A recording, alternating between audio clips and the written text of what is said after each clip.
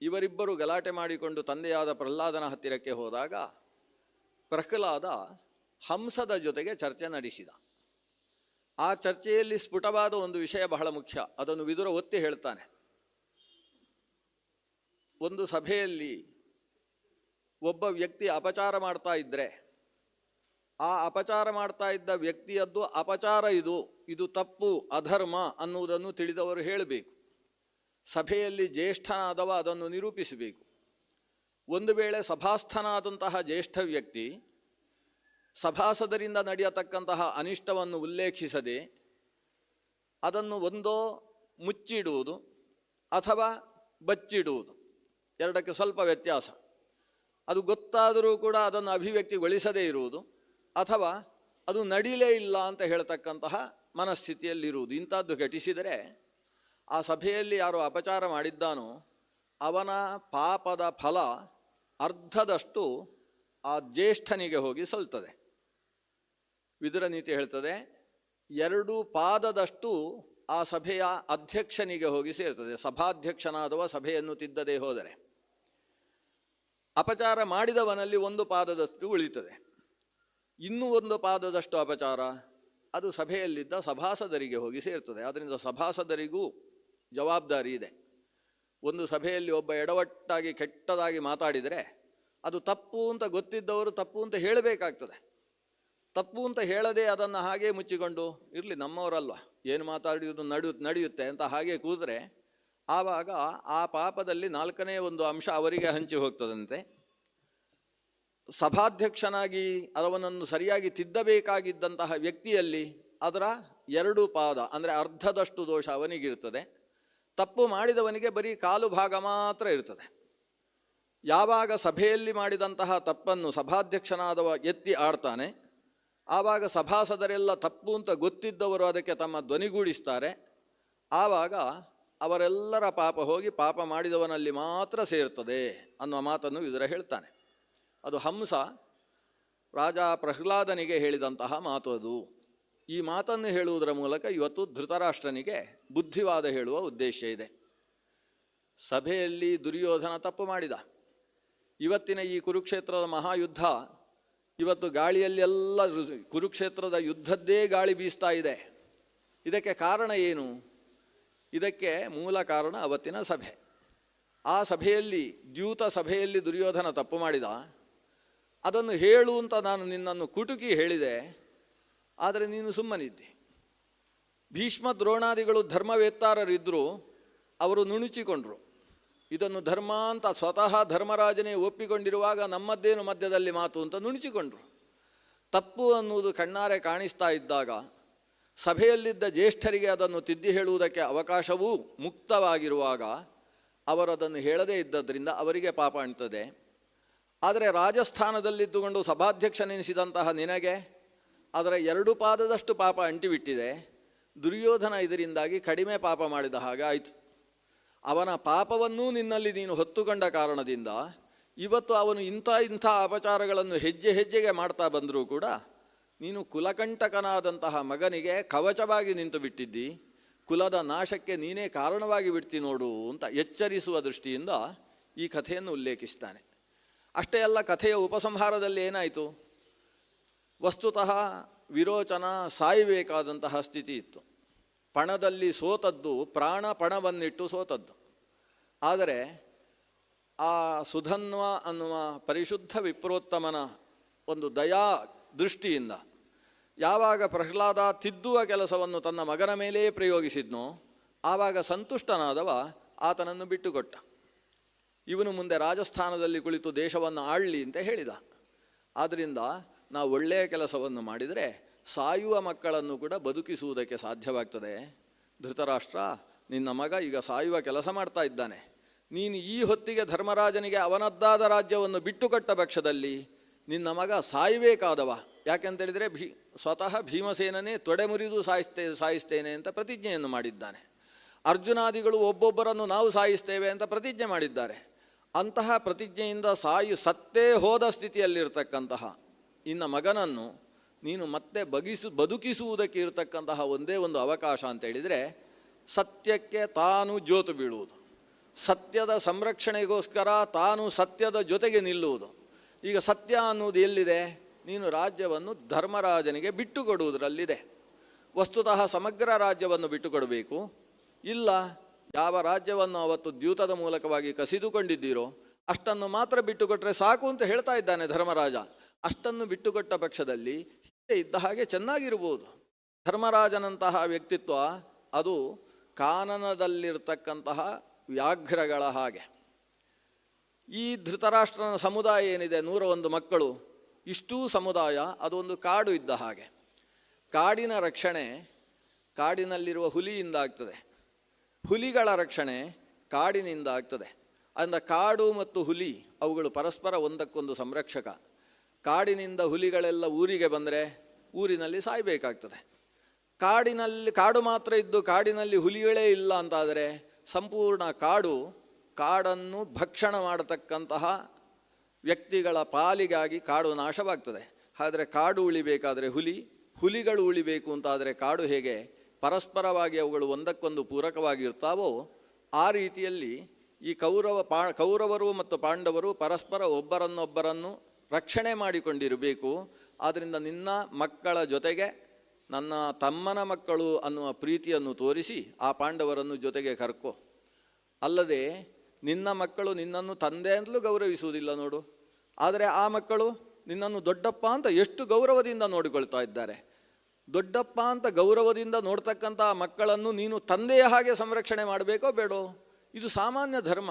ಒಂದು ಕಡೆಯಿಂದ ನಮಗೆ ಯಾವುದಾದ್ರೂ ಗೌರವ ಪ್ರಾಪ್ತಿಯಾಗ್ತಾ ಇದೆ ಅಂತಾದರೆ ಆ ಕಡೆಗೆ ನಾವೂ ಗೌರವವನ್ನು ಪ್ರೀತಿಯನ್ನು ಕೊಡಬೇಕು ಅನ್ನೋದು ಲೋಕಧರ್ಮ. ಲೋಕಧರ್ಮದ ದೃಷ್ಟಿಯಲ್ಲಾದರೂ ನೀನು ಅವರನ್ನು ಸಂರಕ್ಷಣೆ ಮಾಡಬೇಕಲ್ವಾ? ಹೀಗೆ ಒಂದು ರೀತಿಯಲ್ಲಿ ವಿದುರ ಉಪಸಂಹಾರದ ಹತ್ತಿರ ಬರ್ತಾ ಇದ್ದಾನೆ. ವಿದುರ ನೀತಿ ಅನ್ನೋದು ತುಂಬ ದೊಡ್ಡ ಪ್ರಕರಣ, 12 ಅಧ್ಯಾಯಗಳಷ್ಟು ವಿಸ್ತಾರವಾದದ್ದು. ವಿದುರ ನೀತಿಯನ್ನೇ ಉಪನ್ಯಾಸ ಮಾಡುವುದಕ್ಕೆ ಶುರು ಮಾಡಿತು ಅಂತಾದರೆ ನಮಗೆ 1 ವರ್ಷ ಪೂರ್ತಿ ವಿದುರ ನೀತಿಯ ಚಿಂತನೆಯನ್ನು ನಡೆಸುವುದಕ್ಕೆ ಬೇಕು. ಅಷ್ಟು ವಿಸ್ತಾರವಾದ ಭಾಗ ವಿದುರ ನೀತಿಯಲ್ಲಿದೆ. ನಾವು ಇನ್ನೊಂದು ಅರ್ಧ ಗಂಟೆಯೊಳಗೆ ವಿದುರ ನೀತಿಯನ್ನು ಬಿಟ್ಟು ಮುಂದಕ್ಕೆ ಹೋಗುವ ಆಲೋಚನೆ ಮಾಡುವ. ಯಾಕಂದರೆ ವಿದುರ ನೀತಿ ಅನ್ನುವುದೇ ನೀತಿಶಾಸ್ತ್ರ. ಆ ನೀತಿಶಾಸ್ತ್ರದಲ್ಲಿ ಹೆಚ್ಚಿನ ನೀತಿ ರಾಜನೀತಿಗಳಿರುವಂಥದ್ದು. ಪ್ರಪಂಚದ ನೀತಿಗಳು ಅನೇಕ ಬಗೆ ಇದೆ. ಜೀವನ ನೀತಿ ಅನ್ನೋದು ಬೇರೆ, ದುರ್ಭರ ನೀತಿ ಅಂತ ಕೆಲವಿದೆ. ಯಾವುದು ಪರಸ್ಪರ 2 ನೀತಿಗಳು ಹೊಡೆದಾಡುವ ಸ್ಥಿತಿ ಬಂದಾಗ ಯಾವ ನೀತಿಯನ್ನು ನಾವು ಅನುಸರಿಸಬೇಕು, ಅದರಲ್ಲಿ ಬಲಾಬಲ ಚಿಂತನೆ ಏನು ಅಂತ. ನೀತಿಗಳಲ್ಲಿ ಬಲಾಬಲ ಚಿಂತನೆ ಅನ್ನೋ ಒಂದು ಪ್ರಕರಣ ಬೇರೆಯೇ ಇದೆ. ಯುದ್ಧ ರಣರಂಗದ ನೀತಿಗಳು ಅಂತಿದ್ದಾವೆ, ಅದರಲ್ಲಿ ಅನ್ಯಾಯವೂ ಕೂಡ ನ್ಯಾಯವಾಗ್ತದೆ. ಅನ್ಯಾಯವನ್ನು ನ್ಯಾಯವಾಗಿಸತಕ್ಕಂತಹ ರಣರಂಗದ ನೀತಿಗಳಿದ್ದಾವೆ. ದುಷ್ಟ ಕೂಟಗಳನ್ನು ಎದುರಿಸುವುದಕ್ಕೆ ಬೇಕಾದಂತಹ ಕುಟಿಲ ನೀತಿ ಅನ್ನುವುದು ಕೂಡ ನೀತಿ ಅನ್ನುವ ಮಾರ್ಗದಲ್ಲೇ ಬರ್ತದೆ. ಪರಸ್ಪರ ವಿರುದ್ಧವಾದ ಶಬ್ದ ಅದು. ಕುಟಿಲ ಅಂದರೆ ಒಂದು ರೀತಿಯ ಕೌಟಿಲ್ಯ, ವಂಚನೆ ಬೇರೆ, ನೀತಿ ಬೇರೆ. ನೀತಿಯಾದ ವಂಚನೆ ಅಥವಾ ವಂಚನೆಯಾದ ನೀತಿ ಅಂತ. ಕುಟಿಲ ನೀತಿಯೂ ಕೂಡ ನೀತಿಯೇ. ಅದು ರಣರಂಗದಲ್ಲಿ ದುಷ್ಟರು ತಪ್ಪು ಮಾರ್ಗದಿಂದ ನಮ್ಮನ್ನು ಎಳೆಸುವುದಕ್ಕೆ ಪ್ರಾರಂಭಿಸಿದರೆ ತಪ್ಪು ಮಾಡಿದವರನ್ನು ತಪ್ಪಿನಿಂದ ಹೊಡೆಯುವಂತಹ ಮಾರ್ಗ ಯಾವುದು ಅಂತ ನಿರೂಪಿಸತಕ್ಕಂತಹ ಕೌಟಿಲ್ಯವೂ ಕೂಡ ಒಂದು ನೀತಿಯಾಗ್ತದೆ. ಕೌಟಿಲ್ಯ ಶಾಸ್ತ್ರ ಅಂತಲೇ ನೀತಿಶಾಸ್ತ್ರವೇ ಇದೆ, ಅದನ್ನು ಅರ್ಥಶಾಸ್ತ್ರ ಅಂತ ಇವತ್ತು ನಾವು ಕರೀತೇವೆ. ಅದರಿಂದ ಕುಟಿಲ ನೀತಿ ಅನ್ನುವುದು ಒಂದು ನೀತಿ. ಅನೇಕ ಬಗೆಯದ್ದಾದ ನೀತಿಗಳಿದ್ದಾವೆ. ವ್ಯವಹಾರ ನೀತಿ ಅನ್ನೋದು ಬೇರೆ, ಧರ್ಮ ನೀತಿ ಅನ್ನೋದು ಮತ್ತೊಂದು, ರಾಜಧರ್ಮ ನೀತಿ ಅನ್ನೋದು ಮತ್ತೊಂದು, ವ್ಯಾಪಾರ ನೀತಿ, ವೈಶ್ಯ ನೀತಿ ಅಂತ ಅದನ್ನು ಕರೀತಾರೆ. ವ್ಯಾಪಾರ ನೀತಿ ಅನ್ನೋದು ಮತ್ತೊಂದು ಥರವಾದದ್ದು. ಜೊತೆಗೆ ಸತಿಪತಿಯರಲ್ಲಿರಬೇಕಾದಂತಹ ದಾಂಪತ್ಯ ನೀತಿ ಅನ್ನೋದು ಮತ್ತೊಂದು ರೀತಿಯಾದದ್ದು. ಒಟ್ಟು ಜೀವನಕ್ಕೆ ಅನೇಕ ಬಗೆಯದ್ದಾದಂತಹ ನೀತಿಗಳಿದ್ದಾವೆ. ಅದರಲ್ಲಿ ವಿದುರ ಪ್ರಧಾನವಾಗಿ ಆರಿಸಿಕೊಂಡದ್ದು ಅಂತೇಳಿದರೆ ಅದು ರಾಜನೀತಿಯನ್ನು. ರಾಜನಾದಂತಹ ಧೃತರಾಷ್ಟ್ರನಿಗೆ ಆಸಕ್ತಿಯನ್ನು ತರಿಸ್ತಕ್ಕಂತಹ ನೀತಿ ಅಂತೇಳಿದರೆ ಅದು ರಾಜನೀತಿ. ಅದರ ಜೊತೆಗೆ ಈಗ ಪ್ರಸ್ತುತವಾದದ್ದು ಕೂಡ ರಾಜನೀತಿಯೇ. ಧೃತರಾಷ್ಟ್ರನನ್ನು ಅವನ ಮೂಲಕ ಇಡೀ ಈ ಕುರುವಂಶವನ್ನು ಉಳಿಸುವ ಜವಾಬ್ದಾರಿಯನ್ನು ವಿದುರ ತೆಗೆದುಕೊಂಡಿದ್ದಾನೆ. ವಿದುರನಿಗೆ ಒಂದು ಸ್ಪಷ್ಟ ಇದೆ, ನಾನು ಧೃತರಾಷ್ಟ್ರನಿಗೆ ಎಷ್ಟು ಹೇಳಿದರೂ ಕೂಡ ಅದು ಬೋರ್ಗಲ್ಲ ಮೇಲೆ ನೀರು ಸುರಿದ ಹಾಗೆ, ಕತ್ತೆಯ ಮುಂದೆ ತುತ್ತೂರಿ ಊದಿದ ಹಾಗೆ, ಅದರಿಂದ ಪ್ರಯೋಜನ ಆಗುವುದಿಲ್ಲ ಅನ್ನೋದು ಅವನಿಗೆ ಸ್ಪಷ್ಟ ಇದೆ. ಆದ್ದರಿಂದಲೇ ಇವತ್ತು ರಾತ್ರಿ ಅವನಿಗೆ ನಿದ್ದೆ ಬರಿಸಬೇಕಾದ ಸ್ಥಿತಿಗೋಸ್ಕರ ಅವ ಬಂದವ. ಆದರೆ ವಿದುರನಿಗೆ ಅಣ್ಣನಾದಂತಹ ಧೃತರಾಷ್ಟ್ರನ ಮೇಲೆ ಅತಿಶಯಿತವಾದ ಪ್ರೀತಿ. ಆ ಪ್ರೀತಿಯಿಂದ ಇವನು ನಾನು ಹೇಳಿದ ಹಾಗೆ ಕೇಳದೇ ಹೋದರೂ ದುರ್ಯೋಧನನ ಮಮಕಾರದಿಂದಾಗಿ ತಪ್ಪು ಹೆಜ್ಜೆಯನ್ನೇ ಇಟ್ಟರೂ ಇವನಿಗೆ ಶ್ರೇಯಸ್ಸಾಗಬೇಕು. ಆ ಶ್ರೇಯಸ್ಸಾಗುವುದಕ್ಕೆ ಬೇಕಾದದ್ದನ್ನು ಉಪದೇಶಿಸುವುದಷ್ಟೇ ನನ್ನ ಧರ್ಮ ಅನ್ನುವ ದೃಷ್ಟಿಯಿಂದ ಅವನಿಗೆ ಶ್ರೇಯಸ್ಸಿಗೆ ಬೇಕಾದದ್ದನ್ನು ಉಪದೇಶ ಕೊಡ್ತಾನೆ. ಕೆಲವೊಂದು ಸಂದರ್ಭದಲ್ಲಿ ಒಬ್ಬ ವ್ಯಕ್ತಿ ತಪ್ಪು ಮಾಡಿದರೂ ಆತ ಒಂದು ವಿಶಿಷ್ಟವಾದ ಅನುಸಂಧಾನವನ್ನು ಹೊಂದಿದರೆ ತಪ್ಪು ಕೂಡ ಅವನಿಗೆ ಒಳಿತನ್ನು ಮಾಡಿಬಿಡ್ತದೆ. ಧೃತರಾಷ್ಟ್ರ ಕೆಟ್ಟವ ಅಂತ ಹೇಳುವುದು ಸ್ವಲ್ಪ ಕಷ್ಟ. ವೇದಾಂತದ ದೃಷ್ಟಿಯಿಂದ ನಾವು ಮಹಾಭಾರತವನ್ನು ನೋಡಿದರೆ ಧೃತರಾಷ್ಟ್ರ ಅವನೊಬ್ಬ ಗಂಧರ್ವ ಪುರುಷ, ಸಾಮಾನ್ಯ ಮನುಷ್ಯ ಅಲ್ಲ. ಧೃತರಾಷ್ಟ್ರ ಅಂತಲೇ ಒಬ್ಬ ಗಂಧರ್ವನ ಹೆಸರು. ಆ ಧೃತರಾಷ್ಟ್ರನೆಂಬ ಗಂಧರ್ವ ವೇದವ್ಯಾಸರ ಅನುಗ್ರಹ ವಿಶೇಷದಿಂದ ತಾನು ಈ ಅಂಬಿಕೆಯ ಮಗನಾಗಿ ಹುಟ್ಟಿ ಬಂದದ್ದು. ಆದ್ದರಿಂದ ಇವನಲ್ಲಿ ಒಂದು ಗಂಧರ್ವ ಅಂಶ ಇದೆ. ಆ ಗಂಧರ್ವ ಪರಮ ಸಾತ್ವಿಕನಾದಂತಹ ಚೇತನ. ವಿದುರ ಅಂತೇಳಿದರೂ ಸಾಮಾನ್ಯ ವ್ಯಕ್ತಿ ಅಲ್ಲ. ವೇದವ್ಯಾಸರ ಅನುಗ್ರಹದಿಂದಲೇ ಅಂಬಾಲಿಕೆಯ ದಾಸಿಯಲ್ಲಿ ಆವಿರ್ಭವಿಸಿರ್ತಕ್ಕಂತಹ ವ್ಯಕ್ತಿ. ಸಾಕ್ಷಾತ್ ಯಮಧರ್ಮನೇ ವಿದುರನಾಗಿ ಆವಿರ್ಭವಿಸಿದ್ದಾನೆ. ಧರ್ಮಸ್ವರೂಪನಾದಂತಹ ಯಮ ತಾನು ವಿದುರನ ರೂಪದಲ್ಲಿದ್ದಾನೆ. ವಿದುರನಿಗಿಂತ ಕೆಳಗಿದ್ದು ಯಮಧರ್ಮನನ್ನು ಪೂಜಿಸತಕ್ಕಂತಹ ಯಮಧರ್ಮನ ಭಕ್ತನಾದಂತಹ ಧೃತರಾಷ್ಟ್ರನೆಂಬ ಗಂಧರ್ವ ಧೃತರಾಷ್ಟ್ರನಾಗಿ ಹುಟ್ಟಿದ್ದಾನೆ. ಇಲ್ಲಿ ಈ ಹುಟ್ಟಿನ ವ್ಯವಸ್ಥೆಯಲ್ಲಿ ಧೃತರಾಷ್ಟ್ರ ದೊಡ್ಡವ, ವಿದುರ ಚಿಕ್ಕವ. ಆದರೆ ಅವರ ಸ್ವರೂಪದ ಅರ್ಹತೆಯನ್ನು ಗಮನಿಸಿದರೆ ವಿದುರ ದೊಡ್ಡವ, ಧೃತರಾಷ್ಟ್ರ ಚಿಕ್ಕವ. ಯಮಧರ್ಮ ಮತ್ತು ಧೃತರಾಷ್ಟ್ರ ಎಂಬ ಗಂಧರ್ವ ಇವರಿಬ್ಬರ ಸಂಬಂಧ ಇದೆ. ಧೃತರಾಷ್ಟ್ರನನ್ನು ಈ ವಿದುರ ಅರ್ಥಾತ್ ಯಮಧರ್ಮ ಉದ್ಧರಿಸುವ ಕೆಲಸಕ್ಕೋಸ್ಕರ ಉಪದೇಶದಲ್ಲಿ ತೊಡಗಿದ್ದಾನೆ. ಆ ಧೃತರಾಷ್ಟ್ರನಲ್ಲಿ ಸಾತ್ವಿಕತೆ ಎಷ್ಟೇ ಇದ್ದರೂ ದುರ್ಯೋಧನನೆಂಬಂತಹ ಕಲಿಪುರುಷನ ಸಂಬಂಧದಿಂದ, ದುರ್ಯೋಧನ ಅಂದರೆ ಅದು ಒಂದು ರೀತಿಯ ಅಧರ್ಮದ ಮೂಲ ಬೇರು, ಅಧರ್ಮದ ಮೂಲ ಬೇರಿನ ಸಂಬಂಧ ಈತನಲ್ಲಿ ಆವಿಷ್ಟವಾಗುವ ಕಾರಣದಿಂದ ಇವತ್ತು ಧೃತರಾಷ್ಟ್ರನ ಮನಸ್ಸು ಕೆಟ್ಟು ಹೋಗಿದೆ. ಕೆಟ್ಟು ಹೋದ ಮನಸ್ಸನ್ನು ಯಮಧರ್ಮನಂತಹ ಒಬ್ಬ ಸಾಮಾನ್ಯ ವ್ಯಕ್ತಿ ಶುದ್ಧೀಕರಿಸುವುದು ಸಾಧ್ಯ ಇಲ್ಲ. ಯಾಕಂದರೆ ಅದನ್ನು ಕೆಡಿಸಿದಂತಹ ವ್ಯಕ್ತಿ ಅದಕ್ಕಿಂತ ಶಕ್ತಿಶಾಲಿಯಾದಂತಹ ದುರ್ಯೋಧನನೆಂಬಂತಹ ಪುರುಷ. ಆದ್ದರಿಂದ ಇದನ್ನು ಏನು ಮಾಡಬಹುದು ಅಂತೇಳಿದರೆ, ಈ ವ್ಯಕ್ತಿತ್ವಕ್ಕೆ ವಿಷ ತುಂಬಿದೆ, ವಿಷದ ಜೊತೆಗೆ ಸ್ವಲ್ಪ ಅಮೃತವನ್ನು ಹಾಕುವುದಷ್ಟೇ. ವಿಷವನ್ನು ತೆಗೆಯುವುದಕ್ಕೆ ಸಾಧ್ಯವಾಗುವುದಿಲ್ಲ. ಅಮೃತ ಲೇಪನವನ್ನು ಮಾಡಿ ಆ ಮೂಲಕ ಇನ್ನಷ್ಟು ವಿಷ ಬಂದು ಅದು ಕರಟಿ ಹೋಗದೇ ಇರುವ ಹಾಗೆ ಜಾಗೃತೆ ಮಾಡುವ ಕೆಲಸವನ್ನಷ್ಟೇ ವಿದುರ ಮಾಡ್ತಾ ಇದ್ದಾನೆ. ಆ ನಿಟ್ಟಿನಿಂದ ವಿದುರ ಕೆಲವು ಮಾತುಗಳನ್ನು ಹೇಳ್ತಾನೆ. ಅಣ್ಣ, ನಾವು ನಾಳೆಯ ಸಭೆಯಲ್ಲಿ ಸೇರ್ತೇವೆ. ನಾಳೆ ಸಂಜೆಯ ಬಂದು ಧೃತರಾಷ್ಟ್ರ ಏನು ಹೇಳಿದ್ದಾನೆ ಅನ್ನುವುದನ್ನು ಸಭೆಯಲ್ಲಿ ಉಸುರುವವನು ಇದ್ದಾನೆ. ಸಭೆಯಲ್ಲಿ ತೀರ್ಮಾನ ತೆಗೊಳ್ಳಬೇಕಾದರೆ ನಮ್ಮ ಮನಸ್ಸು ಶುದ್ಧವಾಗಿರಬೇಕು. ಸಭೆ ಅಂತ ಅದು ಅನಿಸಬೇಕಾದರೆ ಅಲ್ಲಿ ವೃದ್ಧರಿರ್ತಾರೆ ಅಂತ ನಮಗೆ ಎಚ್ಚರ ಇರಬೇಕು. ವೃದ್ಧರು ಅಂದರೆ ವಯಸ್ಸಾದವರು ಅಂತ ಅಷ್ಟೇ ಅರ್ಥ ಅಲ್ಲ, ಜ್ಞಾನದಿಂದ ತುಂಬಿದವರು, ವೃದ್ಧಿಯನ್ನು ಹೊಂದಿದವರು, ಜ್ಞಾನ ವೃದ್ಧಿಯನ್ನು ಪಡೆದವರಿಗೆ ವೃದ್ಧರು ಅಂತ ಹೆಸರು. ವೃದ್ಧರು ಸೇರಿದ್ದಕ್ಕೆ ಸಭೆ ಅಂತ ಹೆಸರು. ಇದೇ ಸಂದರ್ಭದಲ್ಲಿ ವಿದುರ ಹೇಳುವ ಮಾತು, ನಸಾ ಸಭಾ ಯತ್ರ ನಸಂತಿ ವೃದ್ಧಾ. ಎಲ್ಲಿ ವೃದ್ಧರಿಲ್ಲವೋ ಅದು ಸಭೆ ಅಲ್ಲ, ತಿಳಿದವರಿದ್ದರೇ ಅದಕ್ಕೆ ಸಭಾ ಅಂತ ಹೆಸರು.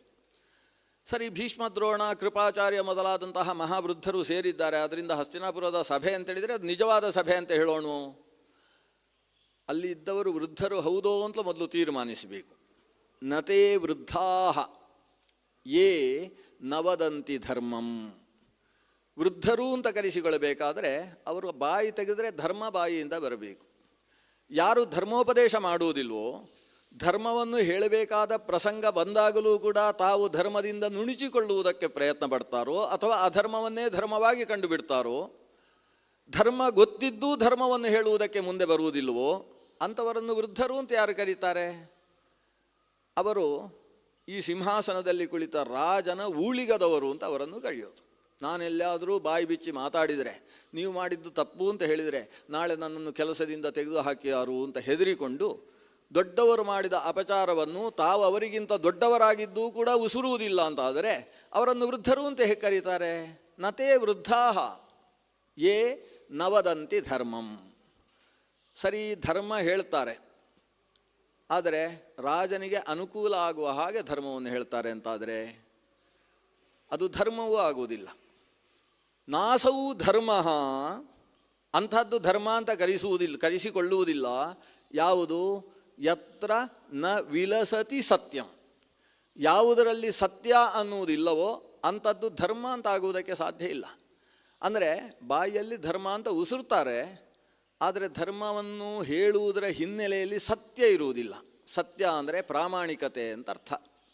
ನಾವು ಲೋಕದಲ್ಲಿ ಸತ್ಯ ಅಂದರೆ ಇದ್ದದ್ದನ್ನು ಇದ್ದ ಹಾಗೆ ಹೇಳುವುದು ಅನ್ನೋ ಅರ್ಥದಲ್ಲಿ ಬಳಸ್ತೇವೆ.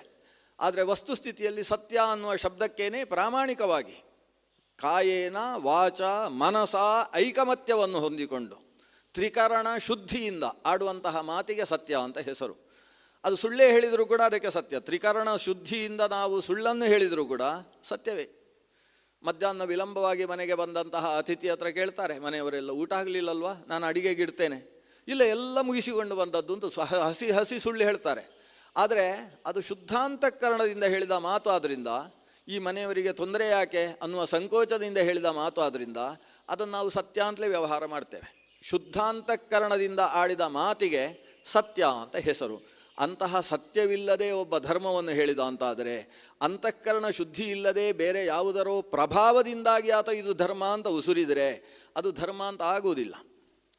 ಇದು ವಿದುರ ಹಿಂದೆ ನಡೆದ ಒಂದು ಸಭೆಯನ್ನು ಮನಸ್ಸಿನಲ್ಲಿಟ್ಟು ಆಡ್ತಾ ಇದ್ದಾನೆ ಈ ಮಾತುಗಳನ್ನೆಲ್ಲ.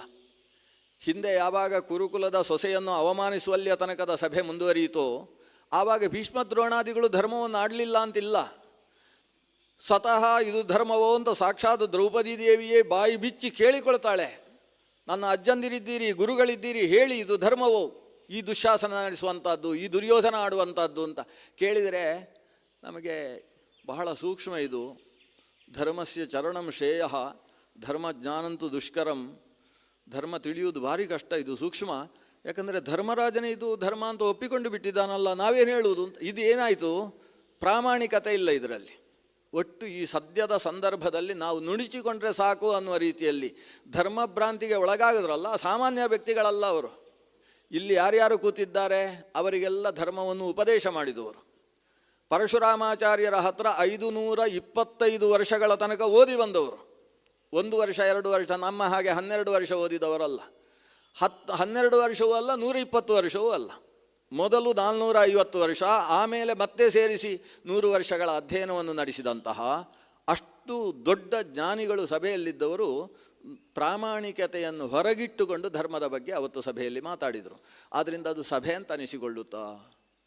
ನಸಹ ನಾಸವು ಧರ್ಮ. ಯಾವುದರಲ್ಲಿ ಸತ್ಯ ಇಲ್ಲವೋ ಅದು ಧರ್ಮ ಅಲ್ಲ. ಸರಿ, ಸತ್ಯ ಅಂದರೆ ಯಾವುದು? ನ ತತ್ ಸತ್ಯಂ ಯಚ್ಛಲೇನ ಅಭಿವಿದ್ಧಂ.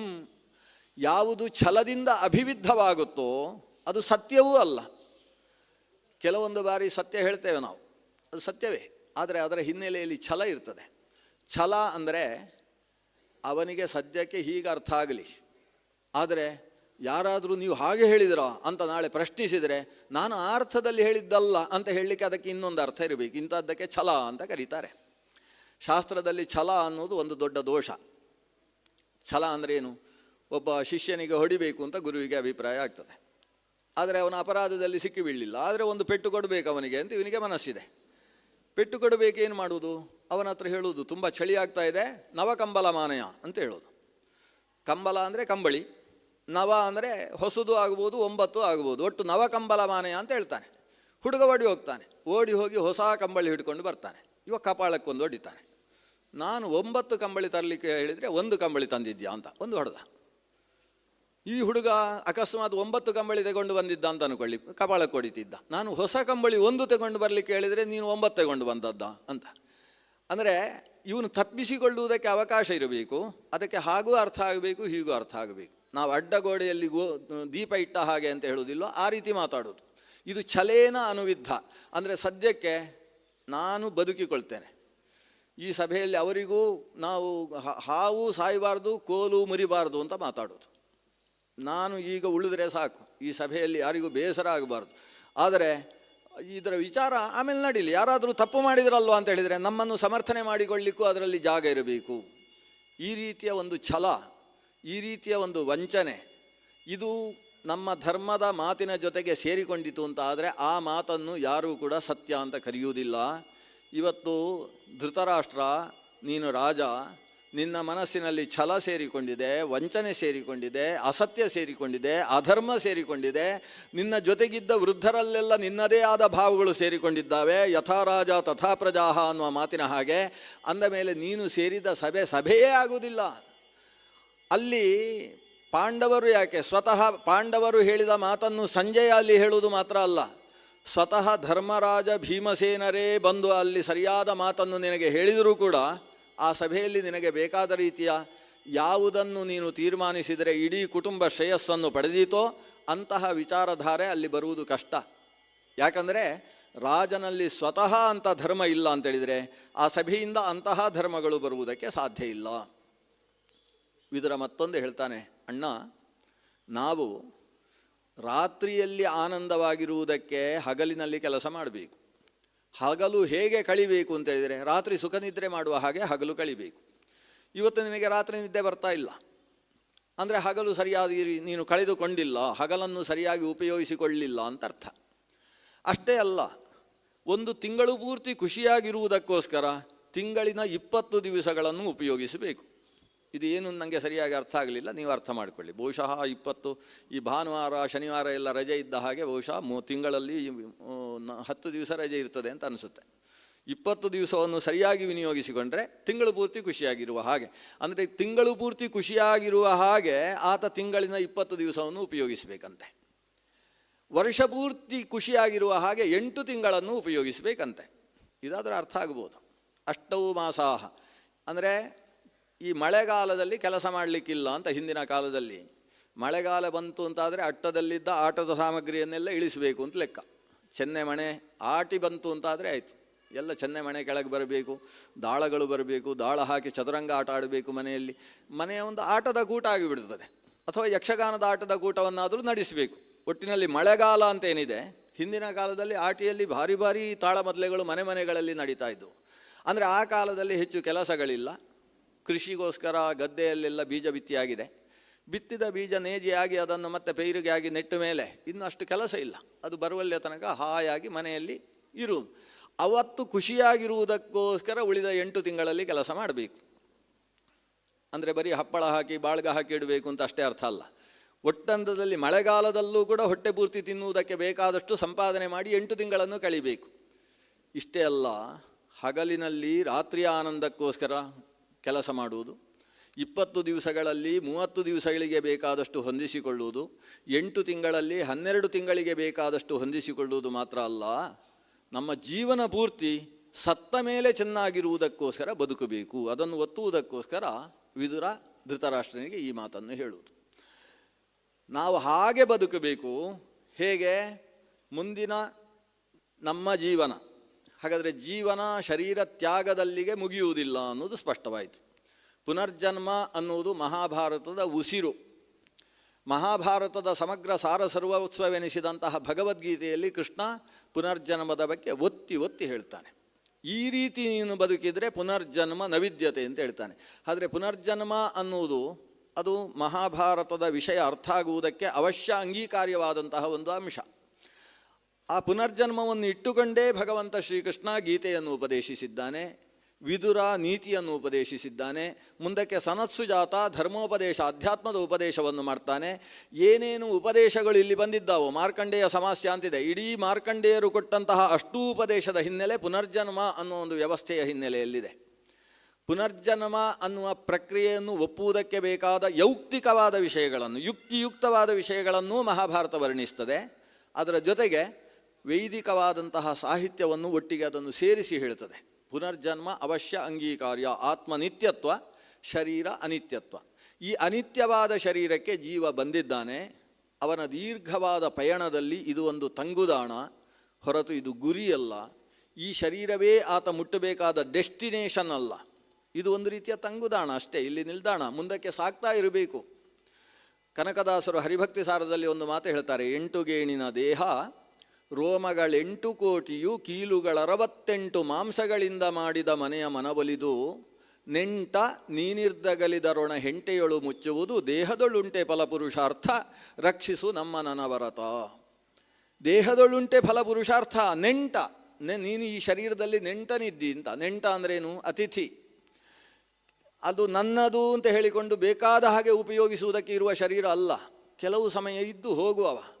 ಒಂದು ಮನೆಗೆ ನೆಂಟನಾಗಿ ಅತಿಥಿಯಾಗಿ ದಾರಿ ಹೋಗ ಬಂದ ಅಂತಾದರೆ ಅವನು ಮನೆಯಲ್ಲಿ ಎಲ್ಲವನ್ನೂ ಕೈ ಹಾಕಿ ತೆಗೆದು ಉಪಯೋಗಿಸುವುದಕ್ಕೆ ಅವಕಾಶ ಇರುವುದಿಲ್ಲ.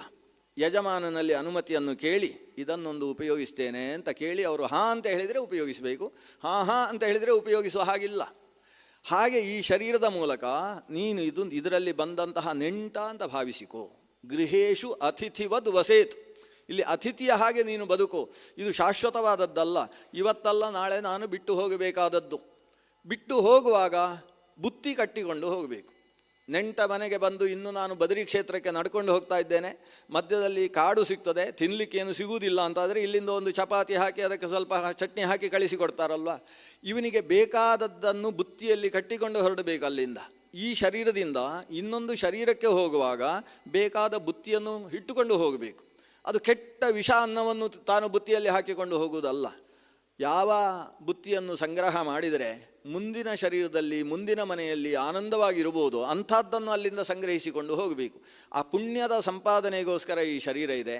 ಈ ಶರೀರದಲ್ಲಿ ಪುಣ್ಯ ಸಂಪಾದನೆಯನ್ನು ಮಾಡಿ ಅದನ್ನು ಹಿಡ್ಕೊಂಡು ಮತ್ತೆ ಮತ್ತೊಂದು ಶರೀರಕ್ಕೆ ದಾರಿ ಯಾವುದಯ್ಯ ವೈಕುಂಠಕ್ಕೆ ಅಂತ ಕೇಳಿಕೊಂಡು ಹೊರಡಬೇಕು.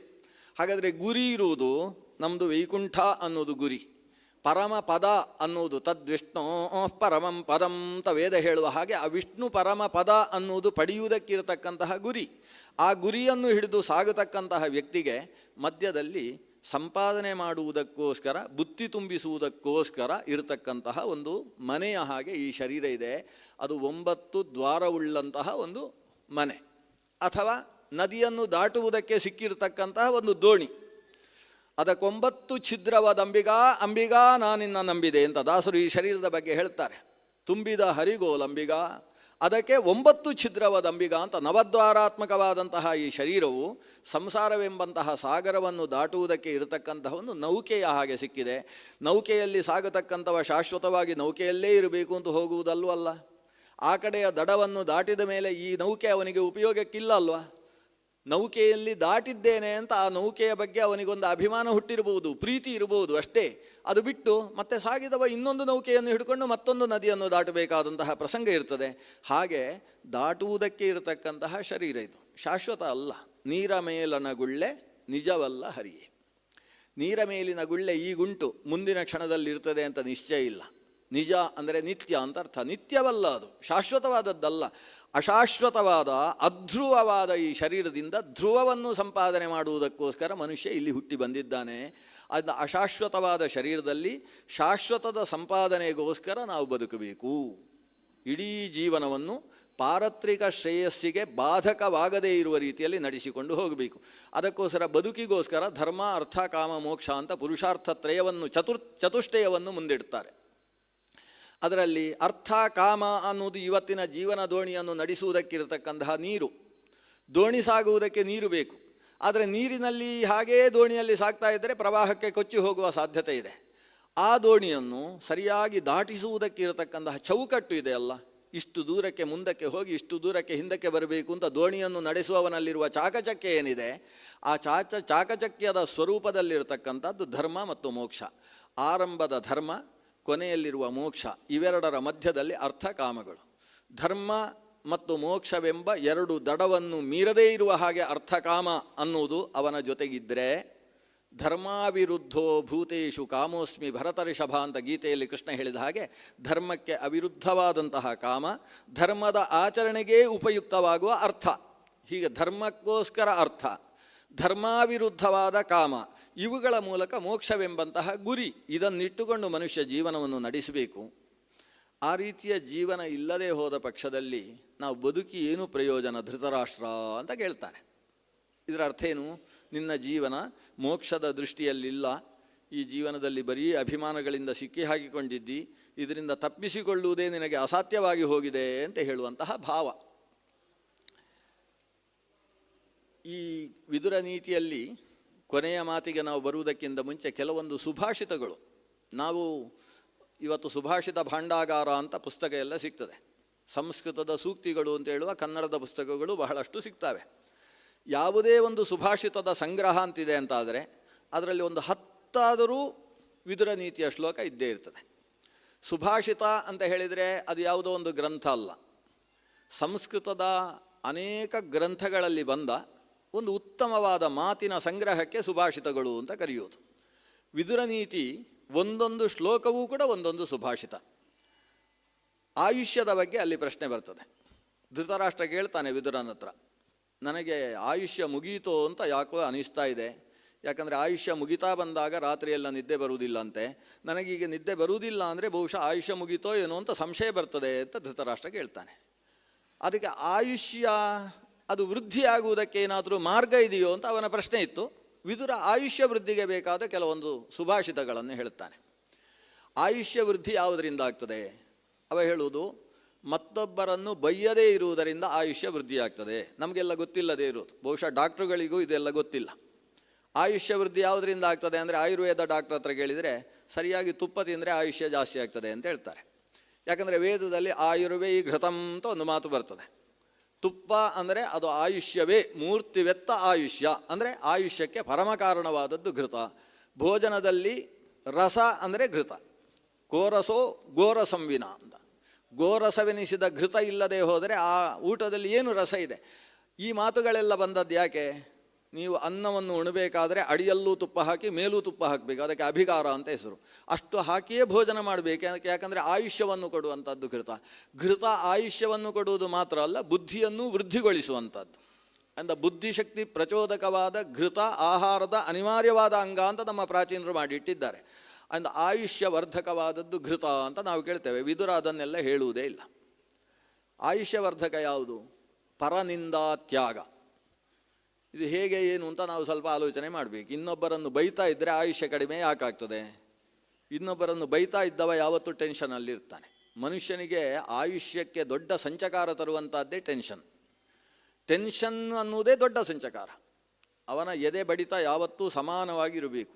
ಯಾವುದೇ ಕಾರಣಕ್ಕೆ ಆತ ಉದ್ವೇಗಕ್ಕೆ ಒಳಗಾಗಬಾರ್ದು, ತಲ್ಲಣತೆ ಅನ್ನುವುದು ಅವನಲ್ಲಿ ಬರಬಾರ್ದು. ಅವ ಬೇಕಾದರೆ 10 ಕಿಲೋಮೀಟರ್ಗಳಷ್ಟು ಓಡಿಕೊಂಡು ಹೋಗಲಿ, ಓಡಿಕೊಂಡು ಹೋದರೆ ಆಯಾಸ ಆಗಬೇಕೇ ಹೊರತು ಉದ್ವೇಗ ಆಗಬಾರ್ದು. ಕೆಲವರಿಗೆ ಓಡಿ ಹೋಗುವಾಗಲೂ ಉದ್ವೇಗ, ಊಟ ಮಾಡುವಾಗಲೂ ಉದ್ವೇಗ. ಅಲ್ಲಿ ಆ ಟಿ ವಿ ನೋಡ್ತಾ ಇರ್ತಾನೆ, ಟಿ ವಿಯಲ್ಲಿ ಯಾವುದೋ ಒಂದು ಪ್ರಕರಣ ನಡೀತಾ ಇರ್ತದೆ, ಆ ಉದ್ವೇಗದಿಂದಲೇ ಊಟ ಮಾಡುವುದು. ಜೀವನದ ಪ್ರತಿಯೊಂದು ಅಂಶಗಳನ್ನು, ಕೆಲವರಿಗೆ ಉಪನ್ಯಾಸ ಮಾಡುವಾಗ ಕೇಳುವಾಗಲೂ ಉದ್ವೇಗ ಉಂಟಾಗ್ತದೆ. ಈ ಬೇಗ ಮುಗಿಸ್ತಾರೋ ಇಲ್ಲವೋ, ಸರಿಯಾಗಿ 7 ಕಾಲಕ್ಕೆ ಮುಗಿಸ್ತಾರೋ ಇಲ್ಲೋ ಇವರು, ಒಂದು ಸಲ ಮೈಕ್ ಸಿಕ್ಕಿದರೆ ಹೀಗೆ ಇವರು ಅಂತ ಹೀಗೆ ಅಲ್ಲೂ ಉದ್ವೇಗ. ಒಟ್ಟಂತದಲ್ಲಿ ತಾವು ಯಾವ ಕೆಲಸದಲ್ಲಿರ್ತಾವೋ ಅದನ್ನೊಂದನ್ನು ಬಿಟ್ಟು ಬೇರೆ ಎಲ್ಲ ಆಲೋಚನೆ ಮಾಡ್ತಾ ಇರ್ತಾರೆ. ಮನೆಯಲ್ಲಿ ನಾನು ಒಲೆಯಲ್ಲಿ ಹಾಲಿಟ್ಟು ಬಂದಿದ್ದೇನೆ, ಹಾಲು ಆಫ್ ಮಾಡಿದ್ದೇನೋ ಇಲ್ಲೋ ಅಂತ ಇವರಿಗೆ ಈ ಹಾಲಿಡೆಯ ಬಗ್ಗೆಯೂ ಚಿಂತನೆ. ಅವನು ಯಾವ ಕೆಲಸದಲ್ಲಿದ್ದಾನೋ ಆ ಹೊತ್ತಿಗೆ ಆ ಕೆಲಸದಲ್ಲೇ ಇದ್ದರೆ ಉದ್ವೇಗ ಇರುವುದಿಲ್ಲ.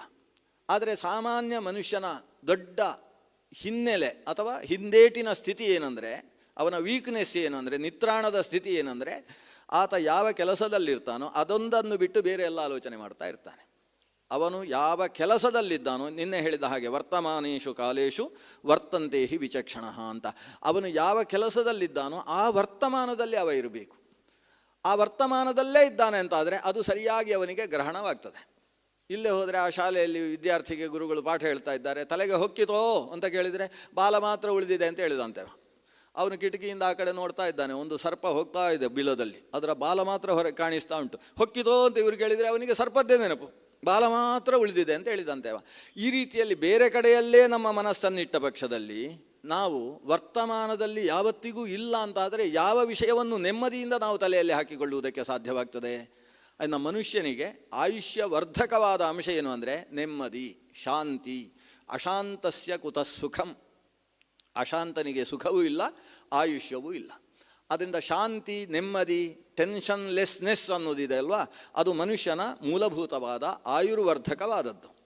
ಇನ್ನೊಂದು ಹೇಳ್ತಾನೆ ವಿದುರ, ದೊಡ್ಡವರು ಬಂದಾಗ ಎದ್ದು ನಿಲ್ಲುವುದು ಅನ್ನೋದು ಆಯುಷ್ಯವರ್ಧಕ ಅಂತ. ಕೆಲವೆಲ್ಲ ನಮ್ಮ ಲೌಕಿಕವಾದ ಜೀವನದಲ್ಲಿ ಅಪೇಕ್ಷಿತವಾದ ವಿಷಯ. ಒಂದು ಪ್ರಸಿದ್ಧವಾದ ಶ್ಲೋಕ ತಾವೆಲ್ಲ ಕೇಳಿರ್ಬೋದು, ಊರ್ಧ್ವಂ ಪ್ರಾಣಾಃ ಕ್ಯುತ್ಕ್ರಾಮಂತಿ ಯೂನ ಸ್ಥವಿರ ಆಗತೆ. ಅದು ವಿದುರ ನೀತಿಯಲ್ಲಿ ಬಂದಂತಹ ಶ್ಲೋಕ. ಇದೇ ಸಂದರ್ಭದಲ್ಲಿ ವಿದುರ ಹೇಳುವಂತಹ ಮಾತು, ಊರ್ಧ್ವಂ ಪ್ರಾಣಾಃ ಕ್ಯುತ್ಕ್ರಾಮಂತಿ ಯೂನಃ. ಕಡಿಮೆ ವಯಸ್ಸಿನ ವ್ಯಕ್ತಿಯ ಪ್ರಾಣ ಊರ್ಧ್ವಕ್ಕೆ ಏಳ್ತದೆ ಯಾವಾಗ? ಸ್ಥವಿರೇ ಆಗತೆ, ಜ್ಯೇಷ್ಠನು ಬಂದಾಗ. ದೊಡ್ಡವರು ಬಂದಾಗ ಚಿಕ್ಕವರ ಪ್ರಾಣ ಮೇಲಕ್ಕೆ ಏಳುತ್ತಂತೆ. ಪ್ರಾಣ ಎದ್ದಾಗ ಏನು ಮಾಡಬೇಕು?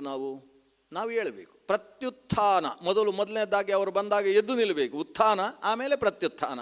ಪ್ರತ್ಯುತ್ಥಾನ ಅಭಿವಾದಾಭ್ಯಾಂ. ಪ್ರತ್ಯುತ್ಥಾನ ಅಂದರೆ ಎದ್ದು ನಿಲ್ಲುವುದು. ಅಭಿವಾದನ ಅಂತ ಹೇಳಿದರೆ ತಲೆ ಬಗ್ಗಿಸಿ ನಮಸ್ಕಾರ ಮಾಡುವುದು. ಹೀಗೆ ಎದ್ದು ನಿಂತು ನಮಸ್ಕರಿಸತಕ್ಕಂತಹ ವಿಧಾನದ ಮೂಲಕ ಆ ಏಳ್ತಕ್ಕಂತಹ ಪ್ರಾಣವನ್ನು ಯಥಾಸ್ಥಾನದಲ್ಲಿ ಕೂಡಿಸಬೇಕಂತೆ. ಈ ಮಾತನ್ನು ಇದರ ಹೇಳ್ತಾನೆ. ಒಂದು ರೀತಿಯಲ್ಲಿ ವೇದದ ಮಾತಿನಷ್ಟು ಬಲಿಷ್ಠತೆ ಈ ಮಾತಿಗಿದೆ. ಯಾಕಂದರೆ ಈ ಮಾತನ್ನು ಬೇರೆ ಬೇರೆ ಪುರಾಣಗಳು ಅಲ್ಲಲ್ಲಿ ಉಲ್ಲೇಖ ಮಾಡ್ತವೆ. ವಿದುರ ನೀತಿಯಲ್ಲಿ ಬಂದಂತಹ ಶುದ್ಧವಾದ ಮಾತದು. ಪ್ರತ್ಯುತ್ಥಾನ ಅಂದರೆ ಎದ್ದು ನಿಲ್ಲುವುದು, ಅಭಿವಾದನ ಅಂದರೆ ಬಗ್ಗಿ ನಮಸ್ಕರಿಸುವುದು. ಇವೆರಡು ಒಬ್ಬ ಮನುಷ್ಯನ ಆಯುಷ್ಯಕ್ಕೆ ವರ್ಧಕವಾದದ್ದು. ಇವತ್ತು ಇದನ್ನಿಟ್ಟುಕೊಂಡು PhD ಗ್ರಂಥವೂ ಆಗಿ ಹೋಗಿದೆ. ಅಭಿವಾದನ ಆಯುಷ್ಯ ವರ್ಧಕ ಹೇಗೆ? ಅಭಿವಾದನ ಬಗ್ಗೆ ಮಹಾಭಾರತದಲ್ಲೇ ಇನ್ನೊಂದು ಕಡೆ ಬೇರೆ ಶಾಂತಿ ಪರ್ವದಲ್ಲಿ ಮತ್ತೊಂದು ಮಾತು ಬರ್ತದೆ.